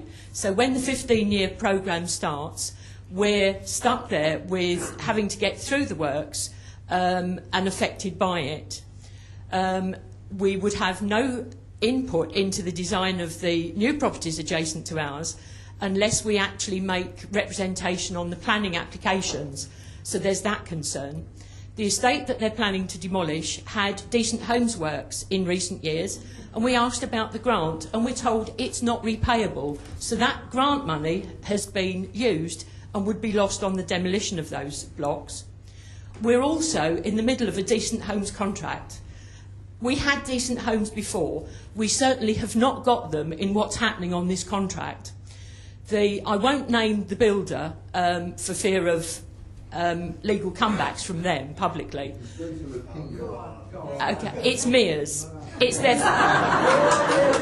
Thank you. It is their first contract in Haringey, and hopefully their only. It is an absolute disgrace. we have been managing the contract and complaining daily about health and safety breaches, about poor practice, poor standards, and it's only near the end, when we're in overrun and no sight of an end in finish, that we're actually getting Haringey to admit the errors. And they've had to make an example of it and pull in liaison officers, but they actually made the mistake of making us a pilot project for tenant engagement. So we're now publicly campaigning and going out to the other estates in Haringey to help them to prepare for decent homes. The whole thing, it just seems to be a mismanagement and lack of consideration. And being on the edge of a regeneration, we have the major impact and absolutely no benefits whatsoever. I see lots of nodding around the room on that issue around the performance and health and safety and so on, so that seems to be a common thread. We'll go to the lady standing up right at the back. Yeah. So just a very short point. I live in Chettle Court in Haringey. There's a lot of mention of old people, but there are, and I haven't done any statistics on this, but there are lots of children who've grown up there over the years. I've been there since 1975. It's a very happy estate. Many of the children on that estate have actually gone to university. And that, of course, may be reflecting the fact that it's a secure and safe place, and they've gone to university. But many of those children are living with their parents. They cannot afford to leave home. So I know at least 7 children who are graduates living in their homes in Chettle Court. And I just wanted to make that point. So we're not just looking at the elderly people, disabled, and middle range, we're looking at young people, and I just wanted to make that one point. Very, very good point. Right, we'll take one final contribution from the gentleman there. My name is Reverend Paul Nicholson. I'm supporting the 500 tenants of Love Lane Estate and indeed Northumberland Park in Tottenham. I live in Tottenham. I'm a resident of Tottenham. I just want to make 2 points. Could the committee take into account that while it is taking into account, indeed, the residents' perspective, there is a wider perspective than the perspective listed in this report. It is just about the worst possible time for the last 30 years that tenants of social housing and indeed private housing on low rents or low incomes could possibly be having. So on top of your list, there are council tax, there's council tax arrears, there's rent arrears, there's a market in short supply. And the second point is that what happens when 500 tenants suddenly flood a market in short supply around Haringey? Where are they put? Temporarily into possibly private accommodation. Well, my experience of helping people who've been shifted out of secure tenancies into private accommodation temporarily, maybe because they're going to come back when they get a new house, is that there is no test done whatever of the condition of those properties. I'm currently working with a single mother with 3 children who was put into a damp property, was told by the doctor she had to go, and she's then moved out of Haringey into Enfield into another damp property because the local authorities do not check the quality of the housing they put people into because they're so desperately pushed as to where on earth they're going to put people who they have a duty to house. So I think that it's far worse than you stated in your report. The circumstances of all social housing tenants and low-income tenants are much worse. And where are you going to put people who get sudden 500 people from Love Lane Estate and 1,000 from Northumberland Estate? There's going to be a crush and an awful lot of tears. Yeah, but very useful perspective on the wider housing crisis that we are certainly well aware of on this committee. I am going to move on now. So thank you everyone for your contributions. We are now really appreciate you coming along this afternoon. We are now going to turn to the panel discussion aspect of the committee meeting now. And if I start off the questioning, and the first one is to Sharon. From our first meeting on this topic last month, it was becoming clear that data on demolition was not very clear. It's something that has come out of the discussion as well today. Would it be helpful to have clearer data indicating the proportion of council or social homes in London which are being demolished compared with those that undergo major refurbishment, so we can actually have a much clearer analysis of the situation? Well, there certainly needs to be clear data about what is being demolished, yeah, absolutely. And the proportions of it, whether it makes sense. I think that we've had to do a lot of trawling through the figures to find anything that's sensible. We know year after year, because we do track our monitoring of what's delivered in terms of additional homes in London, and it's always incredibly poor for social rented homes, but it's only kind of recently that we've kind of matched it up, that what's happening here is that a big chunk of that, or a big chunk of the failure to deliver is about demolition of existing homes. Because new homes, money coming in for new homes, is just building homes to replace. Yes, so yes, that, yeah, we can make it clear. Thank you. Chris Schofer and Lucy Musgrove, welcome both to you as well. Have you anything to add on this point about the need for clearer data? Yes, absolutely essential we have the good data. Picking up on the points that Kate Crawford and Richard Lee made, demolition and new build emits an awful lot of carbon dioxide into the atmosphere, and even if you build a super efficient home, which we're not very good at, it could take 30 years before you redress the balance. So simply demolishing a new building does nothing to tackle the carbon emissions problem we've got. In fact, the sums that I've been doing recently suggest that it actually makes it slightly worse. So if we do take those carbon targets seriously, refurbishment is an option which is much more likely to achieve those targets than demolition, which actually I think will lead the other way. That's very useful, thank you. And Lucy, have you anything to, I mean, either in terms of the question about data or any immediate responses to some of the issues that you've heard raised? I think the Ipsos Murray poll over the last years has proved that nationally we know that there's.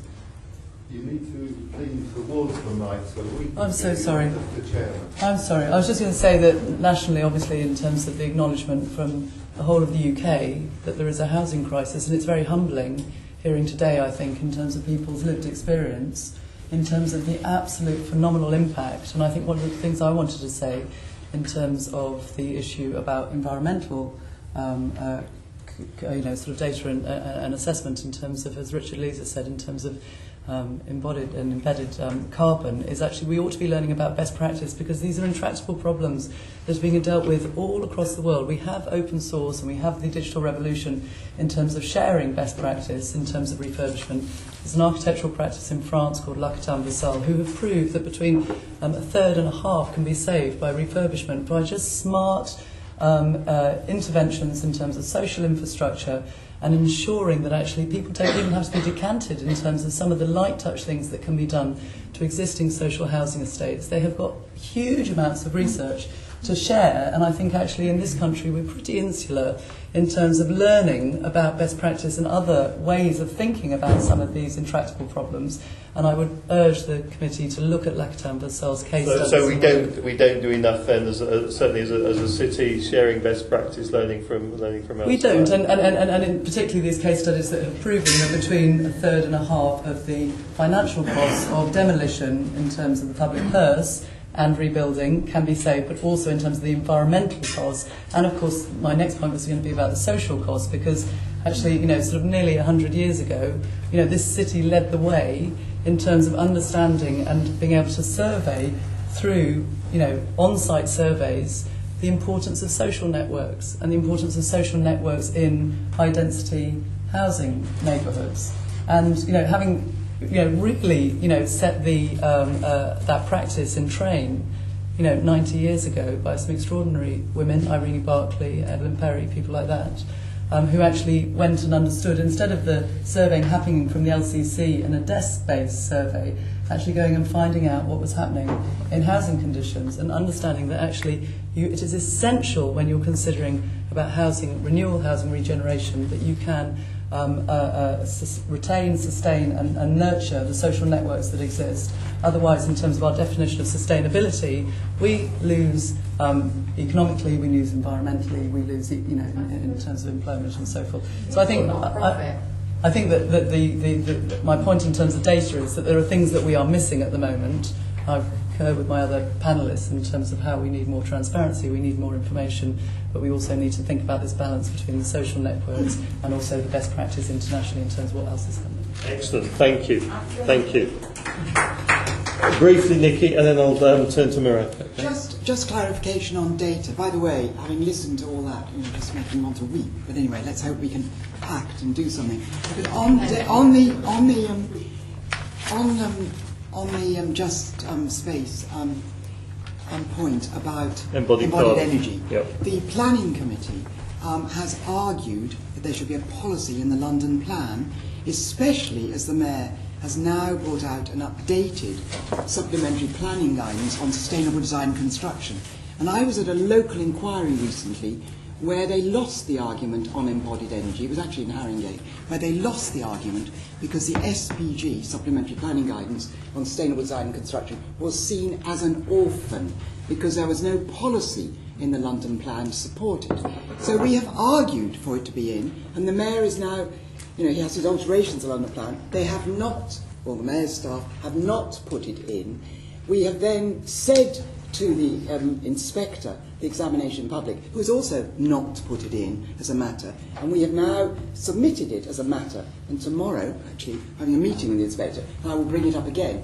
But I'm just telling you what a struggle it is to get this in. Well, thank you for that, and that's something we can tie up with this report as well, the work of the planning committee on that. We've got a couple of spare spaces here at the front, so if anyone who's been stood all this time now wants to grab a seat, then do so. Come on, don't be shy, take a seat. And then I'll move on to Murad, and we're going to look at the whole issue of engagement with residents. It's clear to me, from what we've just heard, that many of the regenerations happening on estates across London aren't being put forward by the tenants and the residents. So what is the rationale behind a lot of the proposals, Sharon? Variety. I mean, I think probably a very good person to ask, actually, because I can't speak on behalf of everybody. Sure, I can understand. But Jerry or Adrian, some of the rationale that was given on your estate, you had a number of. If you don't mind. Okay, is that okay, Darren? Yeah. Sorry, we've lost the mics. Well, just giving the Haygate estate as an example. Started back in 1999, it's quite a long time ago. It did start with an options appraisal survey, first of all, to see what the physical condition of the estate was.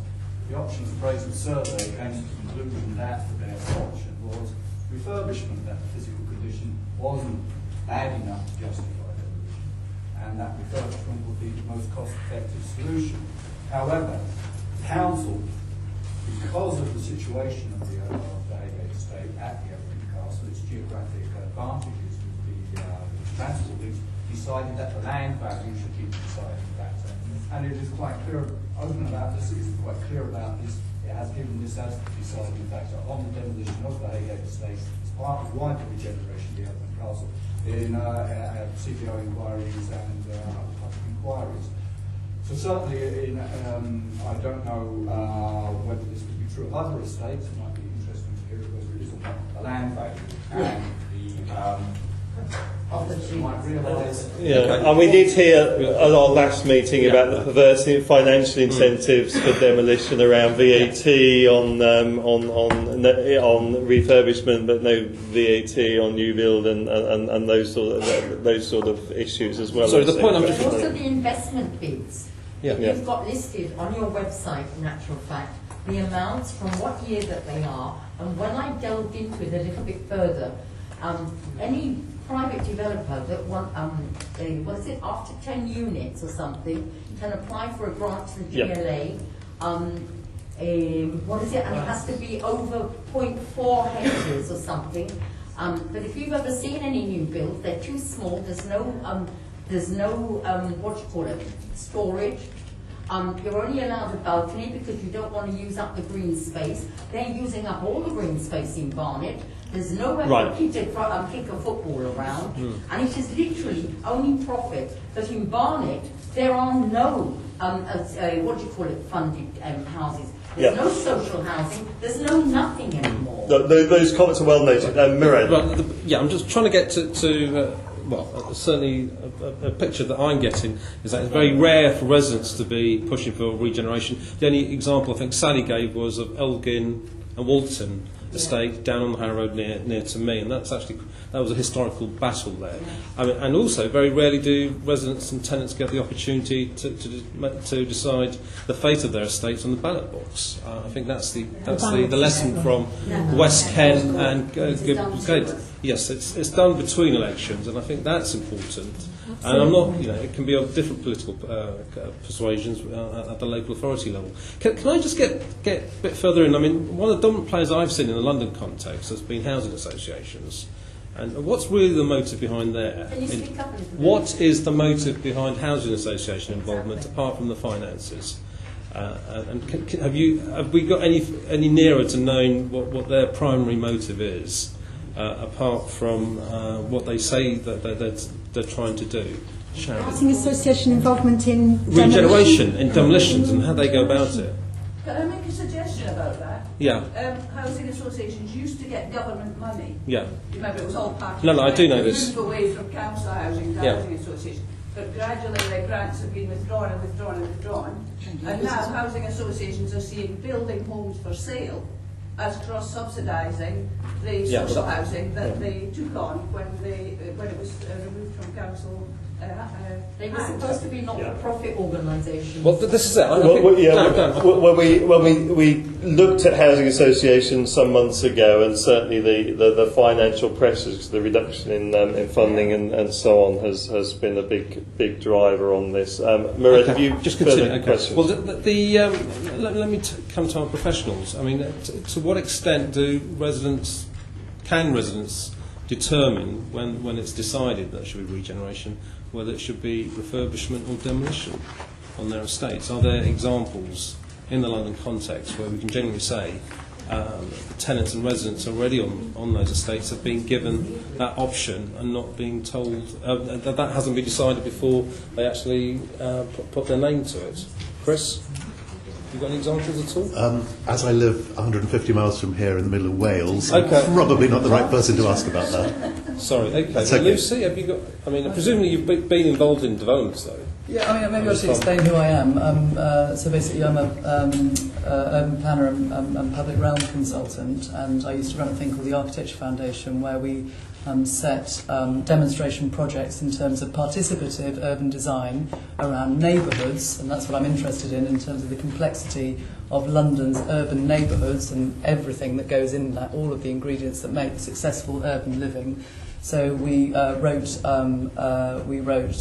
policy and guidance around participative urban design, and we did demonstration projects, and we seconded people to the social exclusion unit and so forth in terms of thinking actually about how you could deal with participation and engagement. I have to say I'm pretty opposed to how we deal with public consultation in this country, because it's pretty spurious, and I think that you've heard a lot of evidence from the floor.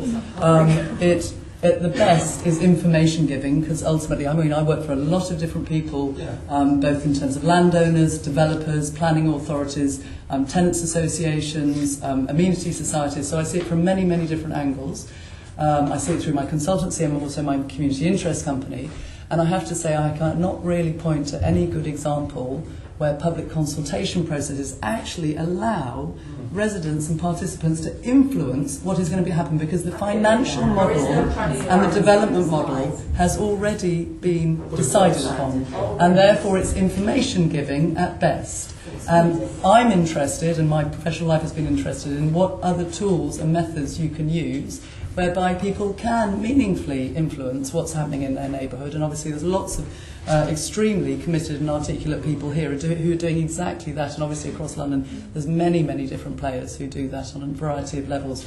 I've been involved in one local housing estate recently, which was a Peabody estate, where the Tenants Association were unimpressed with their landlord's approach to public consultation in the 21st century and actually asked the landlord whether they could appoint their own consultants to do a portrait of the estate, to think about the long-term regeneration of the estate from the tenant's perspective, and then they could have a meaningful conversation actually in terms of the local area action plan and what was going to happen on the estate. That's great. Nikki is going to come in later on the sort of ways that asking questions about how tenants should be involved and engaged. So we'll move on to that in more detail later. But I'll now move on to Andrew, and we'll deal with the issue of design. Andrew.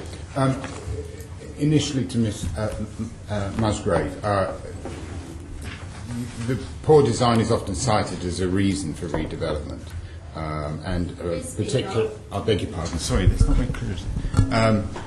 Poor design is often cited as a reason for redevelopment, and specific, in many cases, the poor quality of public spaces.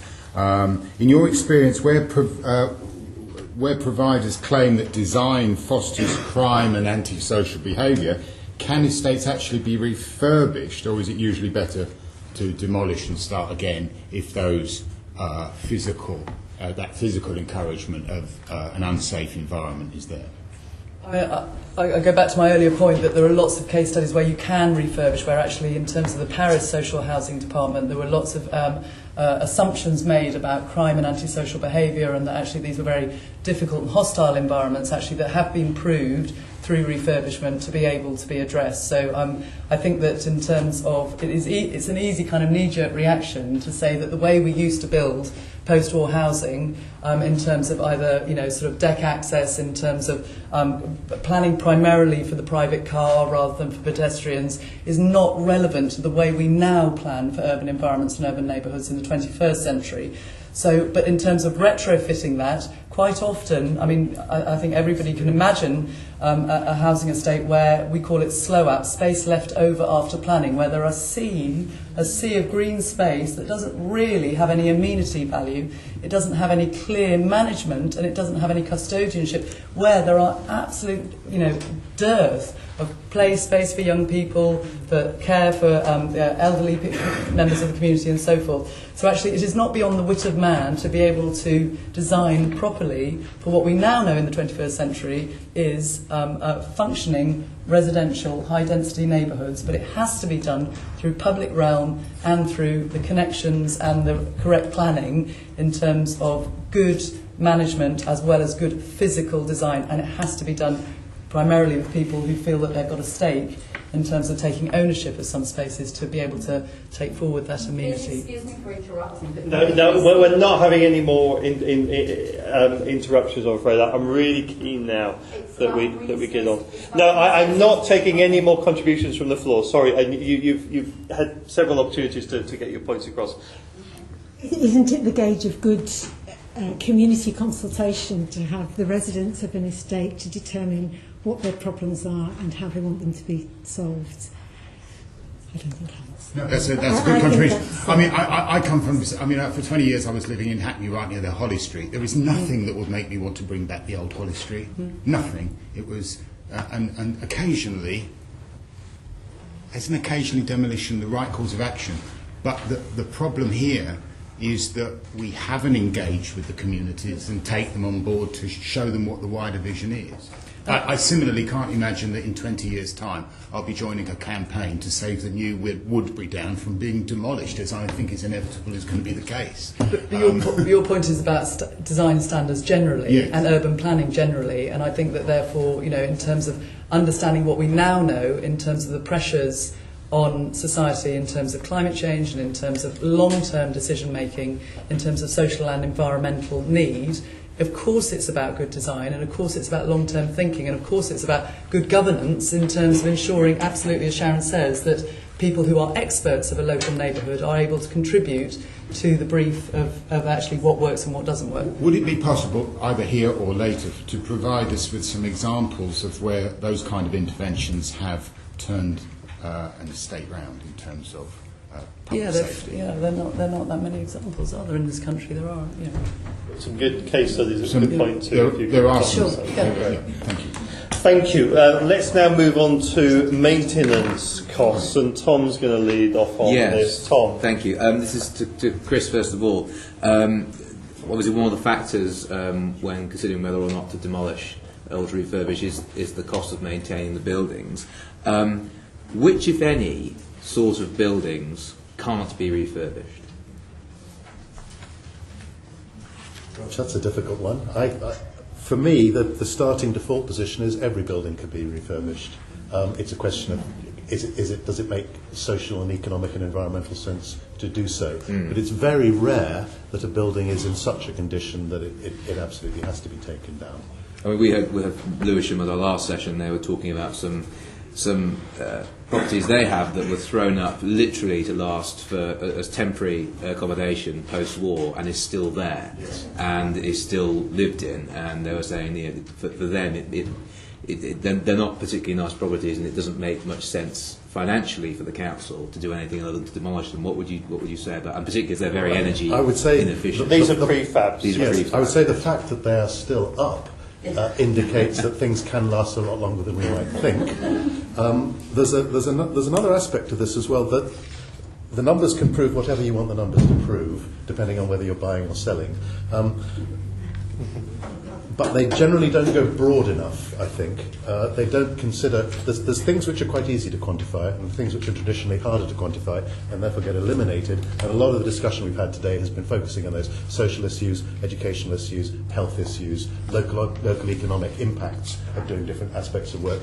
There are now techniques which have been evolved, which are formally accepted and are being used under the heading the social return on investment. And it is possible now to look at any proposed scheme or compare, let's say, a refurbishment option with a demolition option and calculate those social impacts. And it is often the case that a refurbishment scheme will generate significantly more positive quantifiable benefits and significantly fewer disbenefits than a new build demolition scheme. So if we can get it accepted that the social return needs to be better assessed and brought into the balance, I think it's going to be a lot easier to demonstrate that refurbishment is usually the preferred option. And now, in terms of the ease of retrofitting different types of buildings, are modern buildings more difficult to retrofit than, say, Victorian or Edwardian? No, I don't think so. There will be different techniques used, different materials, perhaps different approaches, but fundamentally, they're buildings. You want to keep the water out, keep the heat in. So I don't think anyone is any particularly harder than the other. Possibly high-rise is a little more challenging simply because you have to work up the outside of a tall building, but techniques are available to do that. And in terms of the financials of it, obviously in inner London you've got land which is very high value. A council or a housing association may look at it and say, if we're to demolish this and rebuild it, we can deliver more. We can deliver even more social housing, and we can cross-subsidise it through private housing. To play devil's advocate, isn't that a perfectly reasonable thing to do if it's going to result in a greater quantity of social housing and not a loss of social housing, as we've heard can happen in some developments? It sounds like a reasonable thing to do, but the evidence appears to be pretty consistent that that may be what's described but not what's delivered. Okay. So you would emphasise in particular the importance of quantifying the social aspects more than perhaps councils and housing associations do at the moment. But how do you make that case? I mean, we play devil's advocate here for a minute, which is what we should be doing. How do you make that case to council? There is this technique which the Cabinet Office have published on how you go about assessing the social return, and it's established, it's tested, it's tried, it's being used in different parts of the country. Is it widely used? Not yet, but it's growing. So that would be one of your recommendations. Absolutely. Then that be integrated into the decision-making process as a matter of course. Yes, I think that would, because it can demonstrate particularly the local benefits of refurbishment schemes. And my last question to you before I want to bring in our other guest is, how confident can we be in the robustness of cost-benefit analyses? Gosh, it depends on the integrity with which it's done, I suppose. Testing of the assumptions. So it depends, basically. Yeah. I mean, in many of these things, it depends if you're buying or selling. It's easy to present the same set of numbers in two completely different ways, depending on how you frame the argument. But you have somehow to find some impartial people who can work through it in an objective and trustworthy way, and see what they come up with. Would you mind? I mean, one of the biggest benefits that will be cited by developers and local councils is the need to increase supply. And how does refurbishment cope with that pressing need of increasing supply? And I'm sure, I mean, it's a kind of trumps every other argument at the moment. We can go on about the environmental concerns and everything else, but as soon as you say we're going to provide another 100 properties on this estate, that trumps everything else because of the pressure that we've got at the moment. It's a hard argument to resist that.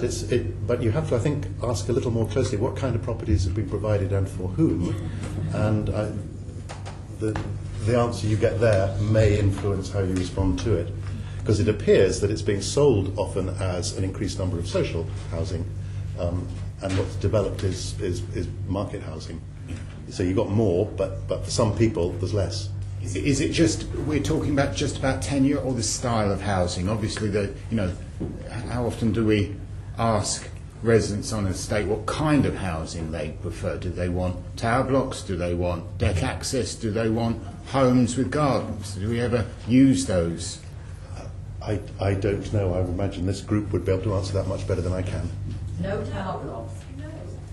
The developers they're called mansion blocks. Oh, yeah. That lowers it down to tower. Sorry. That's okay. No, I was just interested. I sort of finished my sort of line of questioning, but I'm interested if Lucy and Sharon have got anything to say on the points and the things that Chris has said in response to my questions. I completely agree.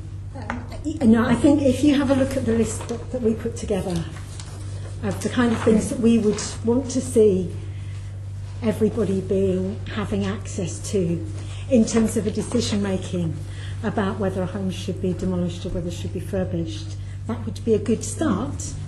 We should certainly be taking this as so evidence. We should be taking that as a kind of a starting point, and I'm very pleased to hear that there's this. I haven't seen the document that Chris was talking about, but is it a spare one? Thank you. Yes, I find that very interesting. I don't know of any estates where they're demolishing and then providing more social rented homes. In Camden they are. Where? On Gospel Oak redevelopment. In Gospel Oak providing redevelopment. extra, and it's council as well, it's all council on the Gospel Oak redevelopment, and I believe on the Maiden Lane development as well.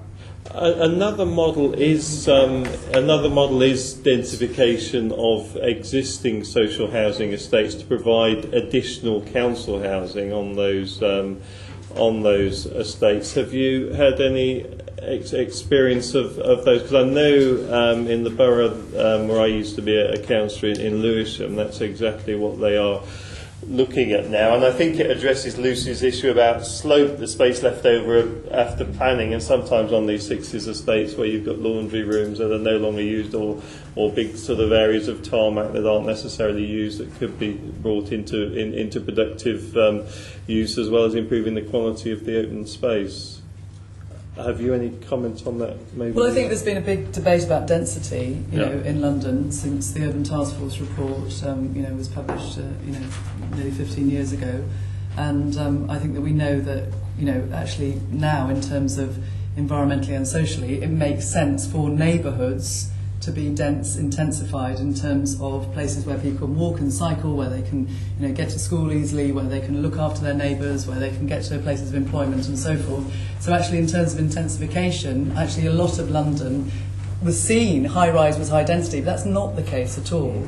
So that case really had political consensus in terms of an agreement that we need to think about our urban neighbourhoods differently, and we do need to get the right ingredients to making, in terms of the quality of life issues for everybody, for different social classes, for the young and for the old, etc., etc. We need to understand what those ingredients are. I don't think enough work has been done necessarily in policy terms. I mean, obviously, you do have things like, lifetime neighbourhoods from CLG, and you do have, in terms at the moment, the portfolio of your shaping neighbourhoods ideas about character and context and what people value that might not be immediately obvious, as well as issues about amenity, recreation, open space, play and so forth. So that is being consulted on at the moment in terms of further iterations of the London plan. But I think, from my perspective, I'm very interested in the health of neighbourhoods rather than just housing units and the numbers game, because I think ultimately, in terms of, everybody's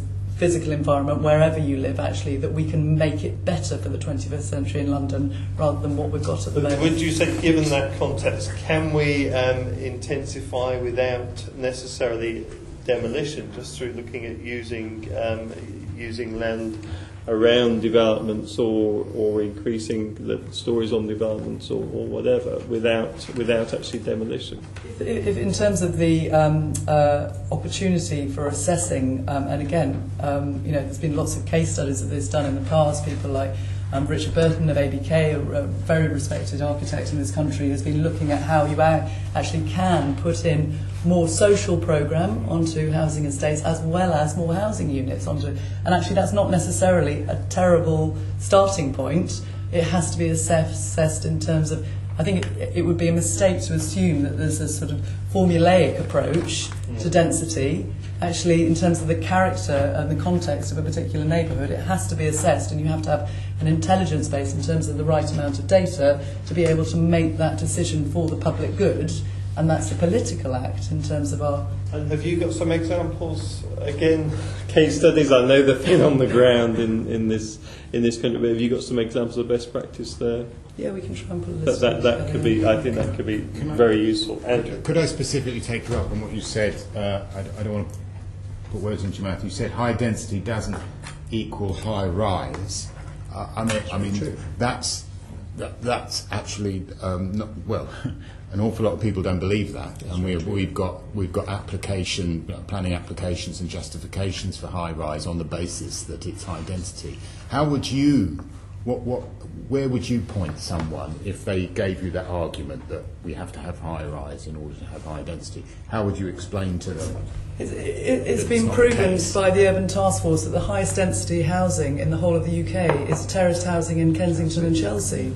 It's an academic and political fact. I mean, it's not contentious. It's that you get higher density in particular typologies of housing than you do in terms of point blocks. So, there's many different ways, and the Urban Task Force provided a lot of evidence that actually for the same number of units you can stack up a neighbourhood in many different massing and sort of configurations. Paris is denser than Beijing. I think we were told at planning committee, weren't we, Nikki? Yeah, central Paris. Yeah, central Paris.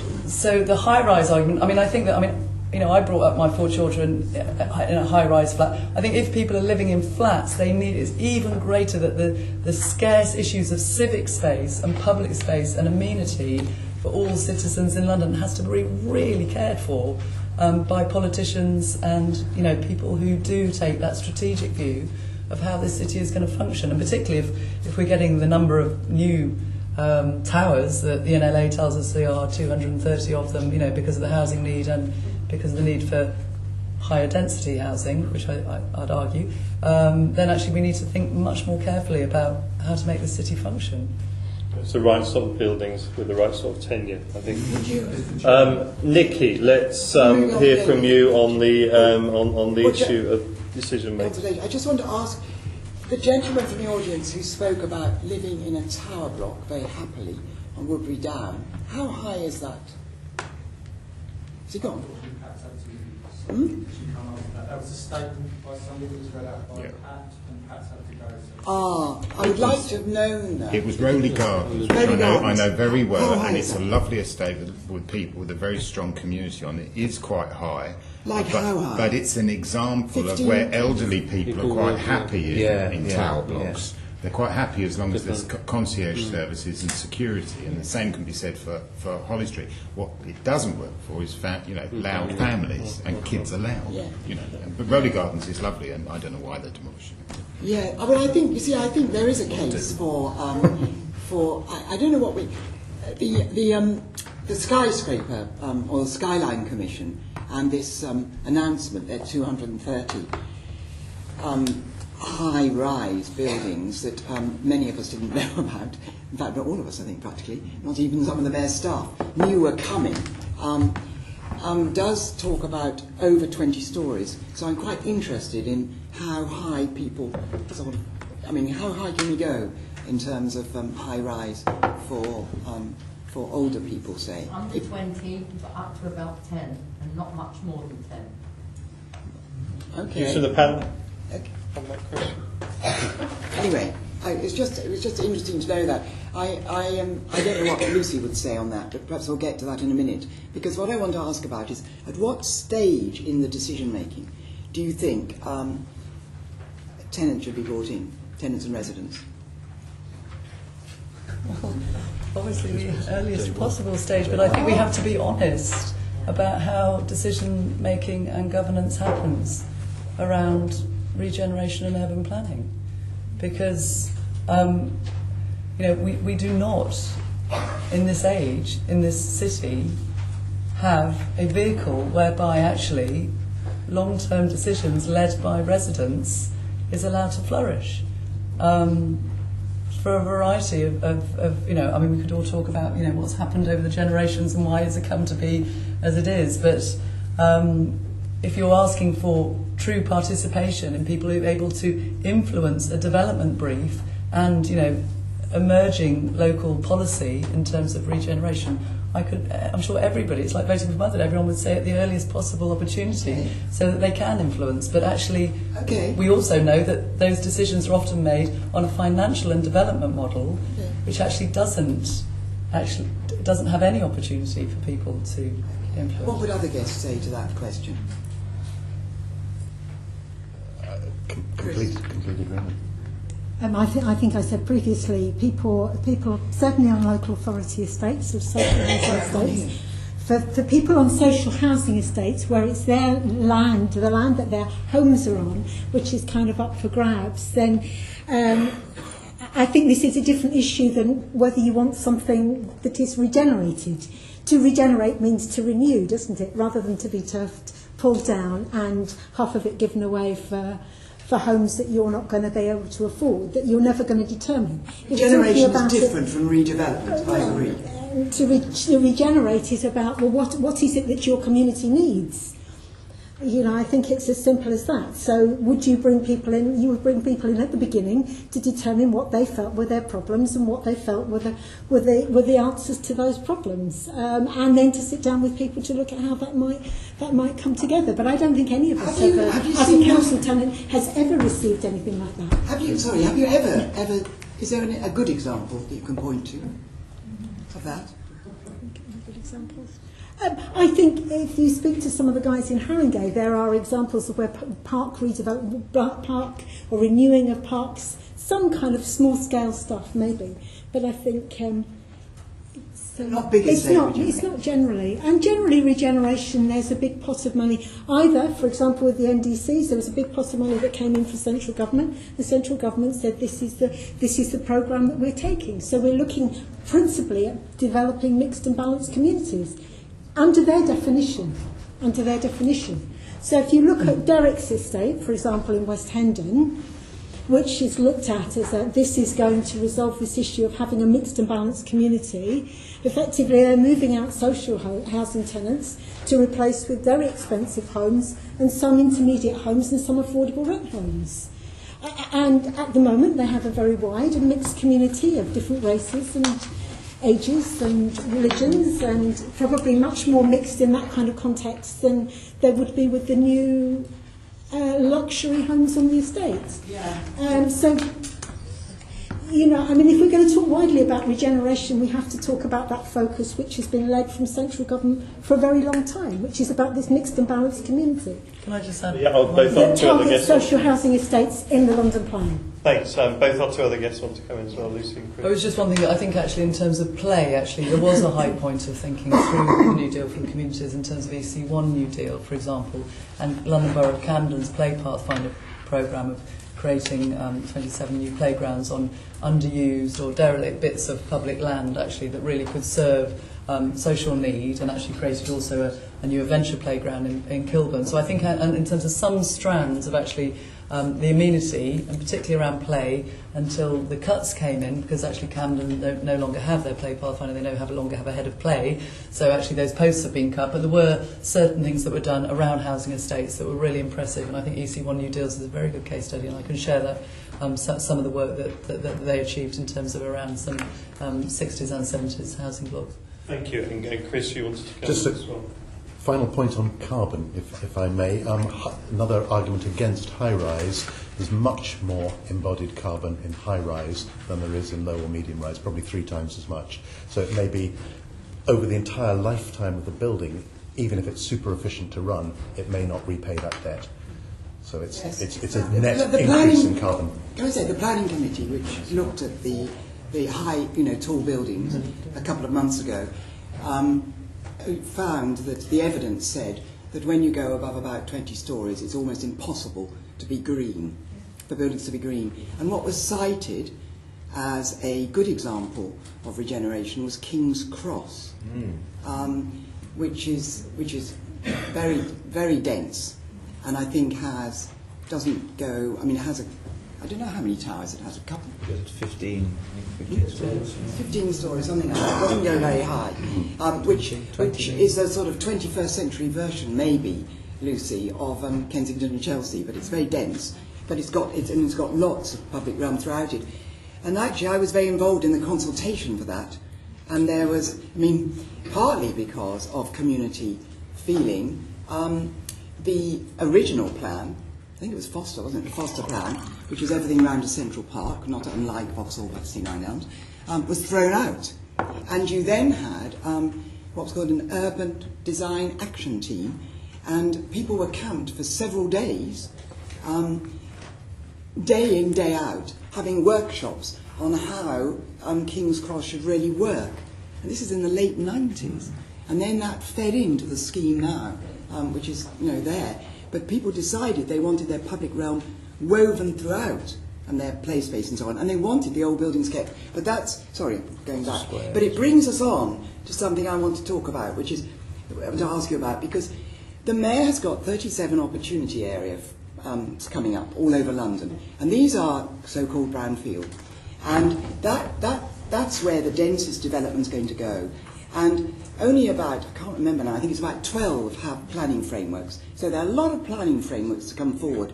And what my sense is, and what we heard from the design review panel that works to the Mayor, is that opportunity area visions and frameworks do not get the kind of level of consultation that you get for a local development plan or for individual planning permission. Now, I don't know what the views of the panel are on that. But that would be an opportunity, surely, for communities, residents and tenants to be brought in. Just look at Earl's Court, deemed an opportunity area, between the proposals document of the London Plan 2011 and the draft. And, I don't know what consultation there was with tenants around that. There wasn't. I just wonder, I've been to see Earl's Court, but I just don't think it's an example of where they weren't consulted. Okay. Responses from the panel on that?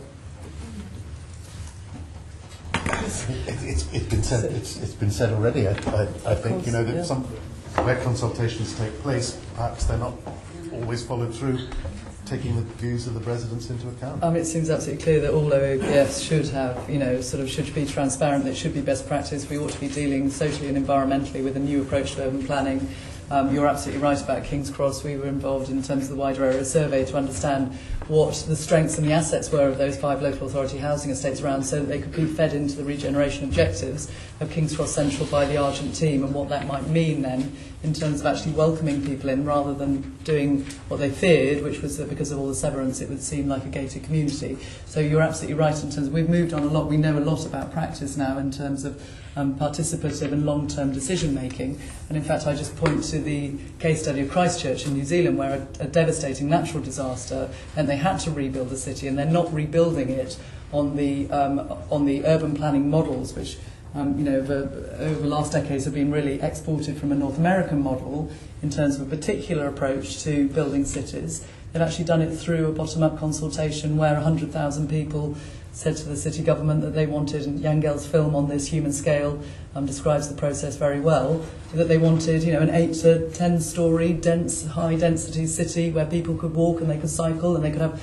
play spaces and green spaces and they could work close to their homes and so forth. So are they getting it? Well, I mean, that's the big political conundrum, isn't it? Are they going to get it in Christchurch? And that's to look at politicians to ask if that has been, such a broad consensus, why that's not being delivered. I understand. Yeah, listening to the concerns in the room, I'm not convinced an earthquake would deliver the sort of housing model that we want necessarily. With the opportunity area planning framework, I think there are probably a lot more in place already, Nicky, than just 12. But I think the thing is with the opportunity area planning framework, they're designated, but they don't have their planning frameworks yet. Many of them don't. Well, from the analysis that we've done, I think there's a lot more in place than 12. Okay, I may be wrong on this, but the main thing is there are an awful lot to come. I think so. And I mean, the thing is, if you want communities to engage from the grassroots, then they need support to engage in planning policy stuff. And we've done some work. LTF and Just Space have a project that we're working with, funded by Trust for London, where we're working in different areas to try and support communities, including around Old Oak Common, Park Royal. But it needs a bit more money and it needs a bit more support. Andrew, you want to it's come just in on that point, because we talked a lot about planning and I mean, have you any examples of where communities have established their own neighbourhood plan, and what roles neighbourhood plans might have in shaping local communities to the benefit of residents on housing estates? Shall I go for that one? Yeah.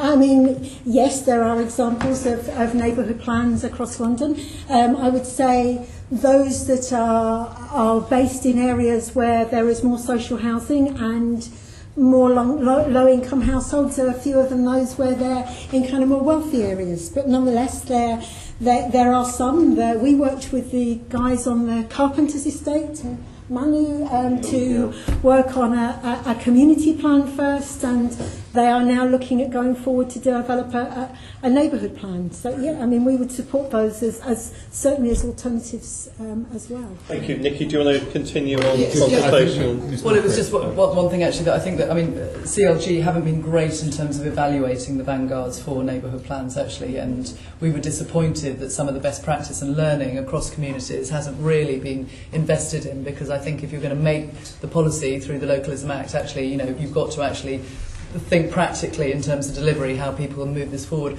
We're about to start helping the first urban parish council in London at Queen's Park with their neighbourhood plan. And actually, in terms of thinking about a different governance structure, ultimately, though, I have to say we're fairly sceptical about the implementation of the local plan, because it will be trumped by the core strategy and also the NPPF, ultimately in terms of, bigger decision making further up the line. So I think that the clarity between the hierarchy of policy is required for any people who are investing a lot of time and energy in terms of getting a neighbourhood plan unpaid, in terms of trying to get these things off the ground. And we need best practice, and we need to understand how they're going to be robust enough to be able to have legs on the long term. In some ways it's a useful tool, but we need to evaluate the first tranche of neighbourhood plans to see where they can. Is that absolutely? And we also need to share our learning and our case studies better. In Holland, they have 49 local architecture centres who are independent of government and of the private sector, who are there to facilitate a conversation about long-term decisions on urban planning. So we need. And I'm a member of the Farrell review panel. It's one of our recommendations that we need some resourcing to be able to, it's not that people don't have the will to put their hours in or to help make better decisions, it's actually that there are no resources and it's not being recognised in policy. Excellent point. Nikki, if you want to continue. Yes, the Planning Committee has also found out from evidence on neighbourhood plans that the resources aren't there, and some communities who are have managed to do a neighbourhood plan or managing to have much have more expertise amongst them than others, and so you do need that expertise there. Can I ask? Is there? I just want to ask Lucy. Is there? You talked about Christchurch. Is there an example here? We keep asking for case studies. Let's have one example. I gave King's Cross. Can we have one example of where it's worked? And King's Cross is a bit different from what we're talking about here, because it was mainly, it was really empty brownfield, whereas most of it. Whereas what we're talking about here is the regeneration, so-called, or of many people's estates. So can you give an example? Would Holly Street be one? An example of successful participation, or an example of successful decision-making, or participation, people being listened to, brought in, and even if they're not brought in at the earlier stage, the assumptions and the constraints on a council are being explained. Can I talk about a small example that I've been very actively involved in, which is on the Whitecross Street estate, which is a Peabody housing estate in the southern part of Islington, where Peabody, without any consultation, had identified some development sites within the estate. The chair of the Tenants Association had found out about this and asked Peabody to explain. The sites were actually identified in the area action plan and were out for consultation. And so he went with his Tenants Association, went to Peabody and asked that the Tenants Association could do their own portrait of the estate to understand from a resident's perspective how the estate was functioning, what was missing, what could happen, and actually how it could change over the next 20, 30 years. And we were appointed to help the Tenants Association do this exercise. The way that we did it was we assessed every single block and every single space within the estate. We asked a full demographic sample from the young and the old to show us their estate and to walk us around every single block and to tell us what was working and what wasn't working. We looked at the history of why it had come to be what it was in terms of estate management.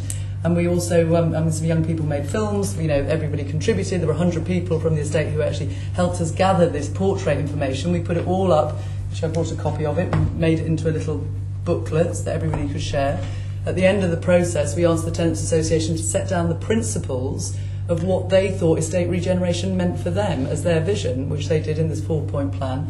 They then presented it to the Peabody board in the local primary school. We put this report up on the walls. And the board of Peabody that came said to me and many of other people there, this is the first time we've been to a public meeting where we're not being shouted at.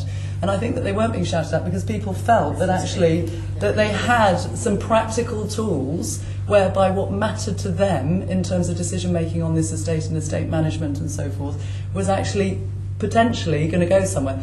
Peabody then decided that they were going to take this vision as the baseline for the brief for the estate.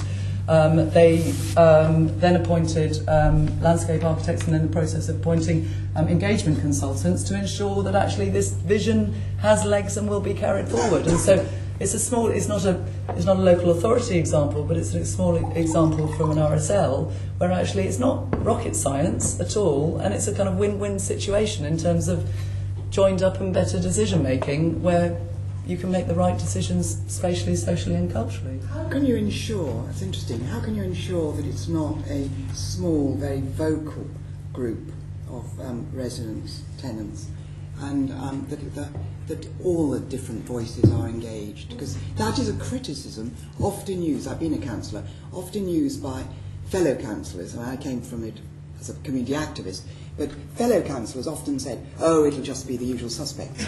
And it's an argument used for not consulting often. I think or consulting in very shallow terms. The interesting thing about all urban neighbourhoods is they're about conflict. We're not sitting around a parish green where everyone agrees with each other and looks the same and agrees with each other. That's the point about cities, is that there's differences of opinion, there's different perspectives. So my own view is that actually, I mean, the first public meeting that we had on this particular estate, people were trying to physically hit each other because there was so much anxiety about people losing their homes. They didn't really want to talk about regeneration. They didn't want to talk about, you know, sort of the playground over there. They wanted to talk about whether they were going to be able to stay in their homes. And that was palpable in terms of actually impeding any reasonable conversation amongst neighbours in terms of what's going to happen. Actually, the second and third meeting and the walks, and the reason that we put together this representative group of the full demographic of the estate was to make sure that young people and old people, people with mobility issues and people who were employment, who were moving out of the estate and didn't have any problem with some of the issues in terms of the public realm, were all heard and represented. And I think it is really important in terms of practice and methodology that it's not just about this statutory public consultation as we know it now, because it's not working. And I think when you do have public meetings, often it is the people who feel most confident to stand up rather than actually the people who have very different lived experiences. I think there's a hell of a lot of stereotyping about people who are active on local authority estates. You know, people who are battling to keep tenants association going, which is very, very difficult with very transient communities through a whole pile of reasons, find it incredibly difficult. And the fact that the local authorities don't provide a great deal of support on that level makes everything worse. I agree. How do you deal? There are different views coming forward when you're consulting from leaseholders and from tenants. And how do you make that whole process more equitable? Because they can be very different, what people want to get out of what's coming forward. Have you been involved in those situations? And how do you square that circle? Lucy, that wouldn't have been the case, or would it, in your Peabody example? I think because we're looking at this through the prism of the neighbourhood, actually we're not talking about individual units, so I'm probably not the best person to answer that in terms of the mix of tenure and also those different perspectives. We were looking at the neighbourhood and how it was functioning, and the 100 people who got involved in this particular exercise felt that they were participants and citizens of that neighbourhood. I have to say, I mean, not on this particular estate, but where we have been working on other estates, you also find that the housing manager and the local authority might think there are X number of people living on this estate. There tend to be at least twice as many people living on that estate because of the housing crisis, and actually those people aren't able to put their head above the parapet and contribute to some of the debates that are happening here today for a variety of different reasons. But I mean, I think, yes, you do have leaseholders, you do have tenants, but you also have people who are really below the radar, who are living in social housing. Mm-hmm. Anyone got any to add on that? I just wondered what kind of tensions you were... What sort of tensions you had experience of? I can't hear you. What sort of tensions do you have experience of on that level, or differences between views of service charges? Service charges is one. Yeah. Especially on major works charges. The other point, play space is another. I found it very difficult to negotiate play space sometimes with leaseholders because they don't see themselves as necessarily being the beneficiaries of it. Any else? Well, I'm sure there's some creative ways of looking at that, you know. I'm sure there are. Listen, I know there are. I'm asking you. Yeah, okay. And what about... There are ways of reducing bills for leaseholders in some circumstances, bringing in money from other sources, for example. There are a number of ways of resolving that. And focusing on where both have a similar...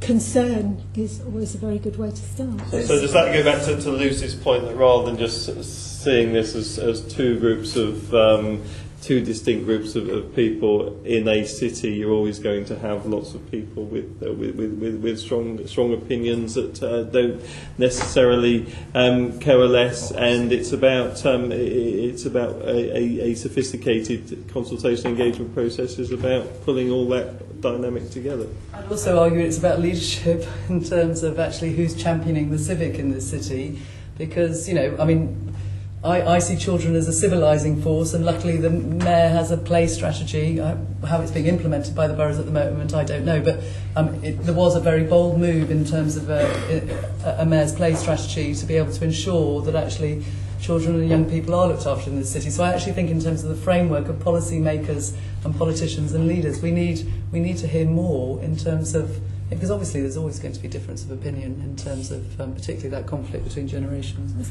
I mean, I want to drag people back really, because the reason that we came here was to look at the issues of demolition versus refurbishment, because we thought that you had the strategic overview of what the Mayor does and how kind of issues may be raised where that isn't working properly for communities. I'm not sure how debates on this sort of leaseholder tenant is going to kind of get us much further, and where that will take you in terms of the strategic view or overview of what the Mayor is doing, really. But maybe, I think if I can draw you back to the kind of the things. I don't want to spend too much time on this because we've got more questions to move in and limited time. We came to the first meeting was advertised as being about demolition refurbishment. This one has gone a lot further into regeneration, and probably had we known about that prior to coming here, not just me, but all of the people who are sitting here would have been much, much better prepared. Now, you were far more disciplined with your presentations than any of our committee members today. So I want this to stay absolutely focused within our terms of reference. So full marks to the Tenants Federation, less marks to my fellow committee members. I just want in defence to say that trying to get consultation at the right time, which is what we need to bring people in at the right time, is actually it's very difficult to convince a lot of our political colleagues and to convince the Mayor's people too. So it's important for us to understand some of your rebuttals to some of the stereotypes, and that's what I was trying to explore. Thank you. Are there any other points from your questions on engagement, Nikki, or can we move on? Well, there's one on compensation if there is demolition. Well, that's on Andrew. Murad quickly, and then we'll move on to Andrew 6. An important consideration in engagement. I mean, I think one of the most difficult processes, whatever the regeneration, new build or refurbishment, is the decanting programme and how you move people around to make the space to do the works. I'm just wondering, are there any lessons to be learned from that? And I say that because there's an estate I go down, just on the edge, down at Paddington Wreck, South Kilburn estate. It's taken them, I think, almost 18 years to decant most of that, to get the stuff that was meant to be done in 1997. And I just don't think, if people had known it would have taken that long, maybe, just maybe, there would have been better options for people there. I just want to be clear about to what extent can we be realistic about that at the outset of regeneration proposals. Okay, that's quick perspectives on decant. We did hear one or two people touch on it. There were one or two people touching it. Can they speak? Yeah, I'm happy, but Dan. Yeah, okay, right. Yeah, our resident decant expert from Haygate. Don't do it the way it was done in the Haygate. As I said, we started this off in 1997. It's over 45 people from the state of the house and new homes. Decant proper that started in 2007. It was quite quick on the Haygate. It was about one problem with it is we were all decanted in the current council housing stock, displacing opportunities for other people on the council house later. This was really so decanting for regenerations is something like a third. I think about a third of people moving in the council house stock in Southwark at the moment are people moving to decants rather than overcrowding, rather sort of home. Yes, absolutely. Okay. It pushes. So the decanting pushes people to the top. So you get places like the Carpenter's Estate and that's what's happened. Other estates in Newham where people have just been moved off and the people are left with inadequate services around because there are insufficient people there to keep local shops, local pubs, local whatever going. People you know, all the kind of the social impact is equally bad on the people left as it is for those who've had to have been decanted off. And those on the housing waiting And list. those on the housing waiting list, I mean, the instance of the Carpenters and other places, the homes are just empty. Worse even than bringing people in on temporary basis. Chair, we should collect examples of where it's been done successfully. Because there are many in the past across London. Maybe in the past. Yeah, and we should. I suppose, If we get the successful, so you do one block and then you move people over successful or disastrous or somewhere in between. We're very keen to hear from examples from people. Andrew, if we now move on to your section. Yes, I think a lot of what I want to ask has kind of been alluded to by Ms Musgrave. I was going to ask about the key things to ensuring that residents are happy when regeneration plans are presented to them. I mean, you kind of gave an example quite successfully there about the engagement with residents, and I'm assuming that would be your response to that question. You know, what are the key things that, in terms of public engagement, that are required? There's got to be an openness that the conversation is going to go in a different direction than perhaps some of the decision makers thought, and that should be seen as a positive. It's you know, that actually that there are, in terms of this, you know, great moment in terms of, you know, the way that we participate now in society. It's not a paternalistic top-down society anymore. We all do participate in some way, and through the digital revolution we share things and we speak to each other in different communities in different ways. And actually, if there is an openness to setting a development and planning and regeneration brief, that it's not necessarily going to be what we've seen before. There has to be an openness to the different voices being heard and different decisions being made. But I can't see any evidence of or enthusiasm about that process in terms of, you know, officers or members who have very, very limited resources, who are trying to really play a numbers game that we were in the 60s and 70s at the moment. To answer a question and ask a question as well from Ms Haywood about, you were saying what you thought the remit of this meeting was. It's difficult for this not to wander, because the subject not to wander. The investigation is about regeneration or what's the other word? Regeneration or refurbishment. Demolition or refurbishment. Yes. Sorry. And I think the problem is, I mean, I've been involved quite a lot with the Colville estate in Hackney over their problems with regeneration, and it seems to be because the residents there don't feel engaged with the process and feel as though they are going to lose their properties and not get adequate consultation that actually colours their view of the plans that the local authority has. And the local authority justifies them on the basis of improving the number of homes for people who live in Hackney where there's a shortage. Well, where isn't there a shortage, but where there's a shortage. So my question is what kind of compensate, first of all, what kind of arrangements, should there be a regeneration demolition programme, what kind of arrangements should there be in place as a minimum for tenants for decanting purposes? What minimum standards can one expect? And secondly, if demolition is being carried forward, what compensation package should residents reasonably expect with regard to perhaps leaseholders? And I did, I'm sorry, I didn't get your surname, Sally. You rather poo-pooed like for like when in your contribution earlier. We didn't at the start, we believed them. Yeah. I kind of wanted to ask you a question about why like for like is not a good thing, because I would have, that's something we've been fighting for on the Colville estate. Some kind of like for like. Oh, it is a good just doesn't materialise. Oh, yeah. Right, so what should be the minimum package that should be available to leaseholders? I'm sure you can call in, you can phone a friend. For leaseholders. Jerry.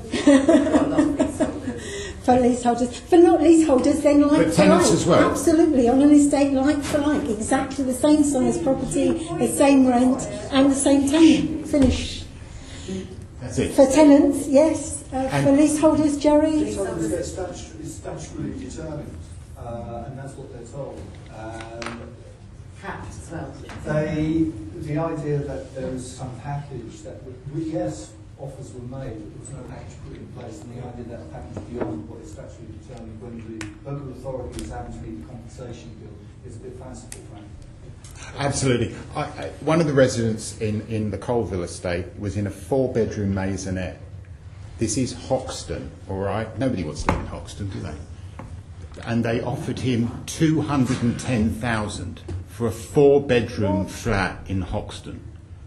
And now that guy who spent most, part of the community can't ever again afford to live where he's been brought up because there's no like-for-like. A like-for-like would have given it, unfortunately, that's what I want to know from the developers and from, what financial impact would there be if the Mayor of London said, generally speaking, we should have like-for-like compensation in London? What would be the financial impact on those redevelopment schemes? Would they be horrendous or just a blip? Any thoughts from the panel on that, or is this something we need to take to the Mayor's office? 3.14 of the London Plan, which is about existing housing, should be changed to ensure that there is no loss of social rented homes. At the moment it says there should be no loss of housing, so you can have the various estates around where there is no loss of housing. There can be anything else, any other tenure. I get that broad policy aim. I'm not talking about the individuals who are being affected. And so somebody's on an estate, they've had a CPO or on their leasehold, or as a tenant, they've been told they've got to move. What's the minimum standards we should expect? And I'd like to know what... We got on the second row, and you didn't contribute at first in the earlier part, so I'm going to bring you in the blue top. A really important point when we're talking about consultation is that people supposedly being consulted on these estates are not the ones that end up living on them. And that's a point that's just really not being raised. If you look at the Haygate estate, a very small minority of the existing residents remain. So like for like is, how can you have like for like if you're not even going to remain on the estate? Anecdotal evidence from the West Hendon estate, I met with a gentleman in a 4-bedroom house overlooking the Welsh Harp with a lovely garden. How is he ever going to receive any, with freehold, may I add, how is he ever going to receive anything that's like for like through that development? It's not actually feasible, and a consultation cannot happen with people that are not actually going to remain on that estate. So the baseline has to be the existing social housing has to exist after that redevelopment, and the people who live on that estate have to exist after that redevelopment, otherwise it's not a consultation. Well done. Thank you. Andrew, did you have any more? Well, it was just, it really, what would be the financial impact to most developers on these development packages of saying you must provide like-for-like? I think they'd probably take their money somewhere else and look to get the returns they want. Somewhere it's easier to make money. Right. I think that would. Hold on, if I can just push you on that one, because of course the financing of housing is a big issue. It's very easy to say we don't want any new money. We don't want to have owner occupiers on an estate. Well, you're not going to get it financed. You're not going to get regeneration financed. You've got to have that. And it has been the case for years now. You have to have that financing. Are you saying nobody would come in their place and we would end up not building any houses anymore? I think it would slow it. The like-for-like is going to be more expensive for the developer than not like-for-like, isn't it? It is. It's going to alter the development appraisal adversely from their point of view.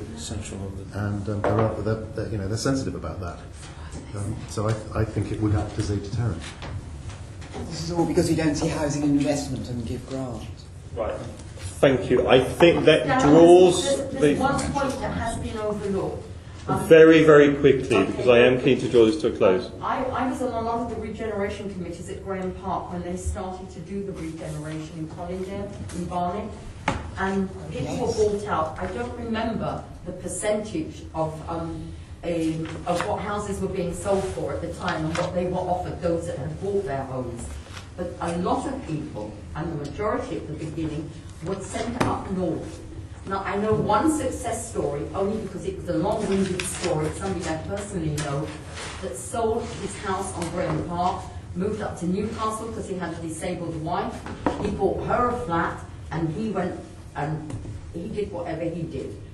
Then he came back, and round the corner there turned out that there was a house slightly bigger, and for another £5,000 he bought it. Okay, he was the success story for the Tories on how it worked. But basically the complaint has been, and nobody's brought this up in actual fact, that a lot of people were sent up north because there was a lot of housing stock or council stock, and the properties were bigger. Yeah. It clearly shows the problems, or when you have this issue with leaseholders who own the properties and then moved out and can't afford to move back in. I think very clear examples of that. But can I thank everyone who's contributed today? Can I thank the panel as well? I think we've had some really good, strong contributions. So thank you everyone who's taken the effort to come to City Hall this afternoon. If you didn't get a chance, or if you think of something else, you can email us. So email us at housingcommittee@london.gov.uk.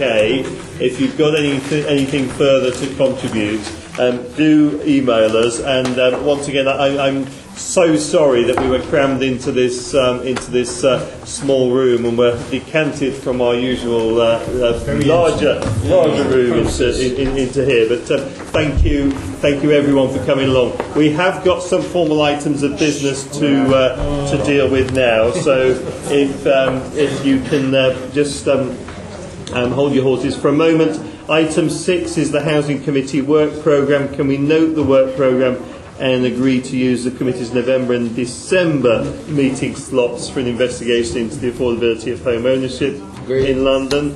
Thank you. Item 7, date of next meeting, is scheduled to take place on the 9th of September 2014 in Committee Room 5. There's no other business, so that concludes the meeting. Thank you. Thank you. Thank you.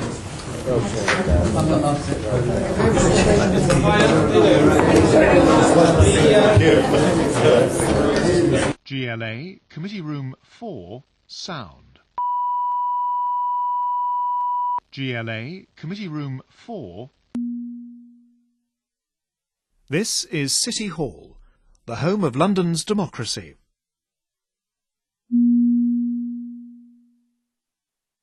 This is City Hall.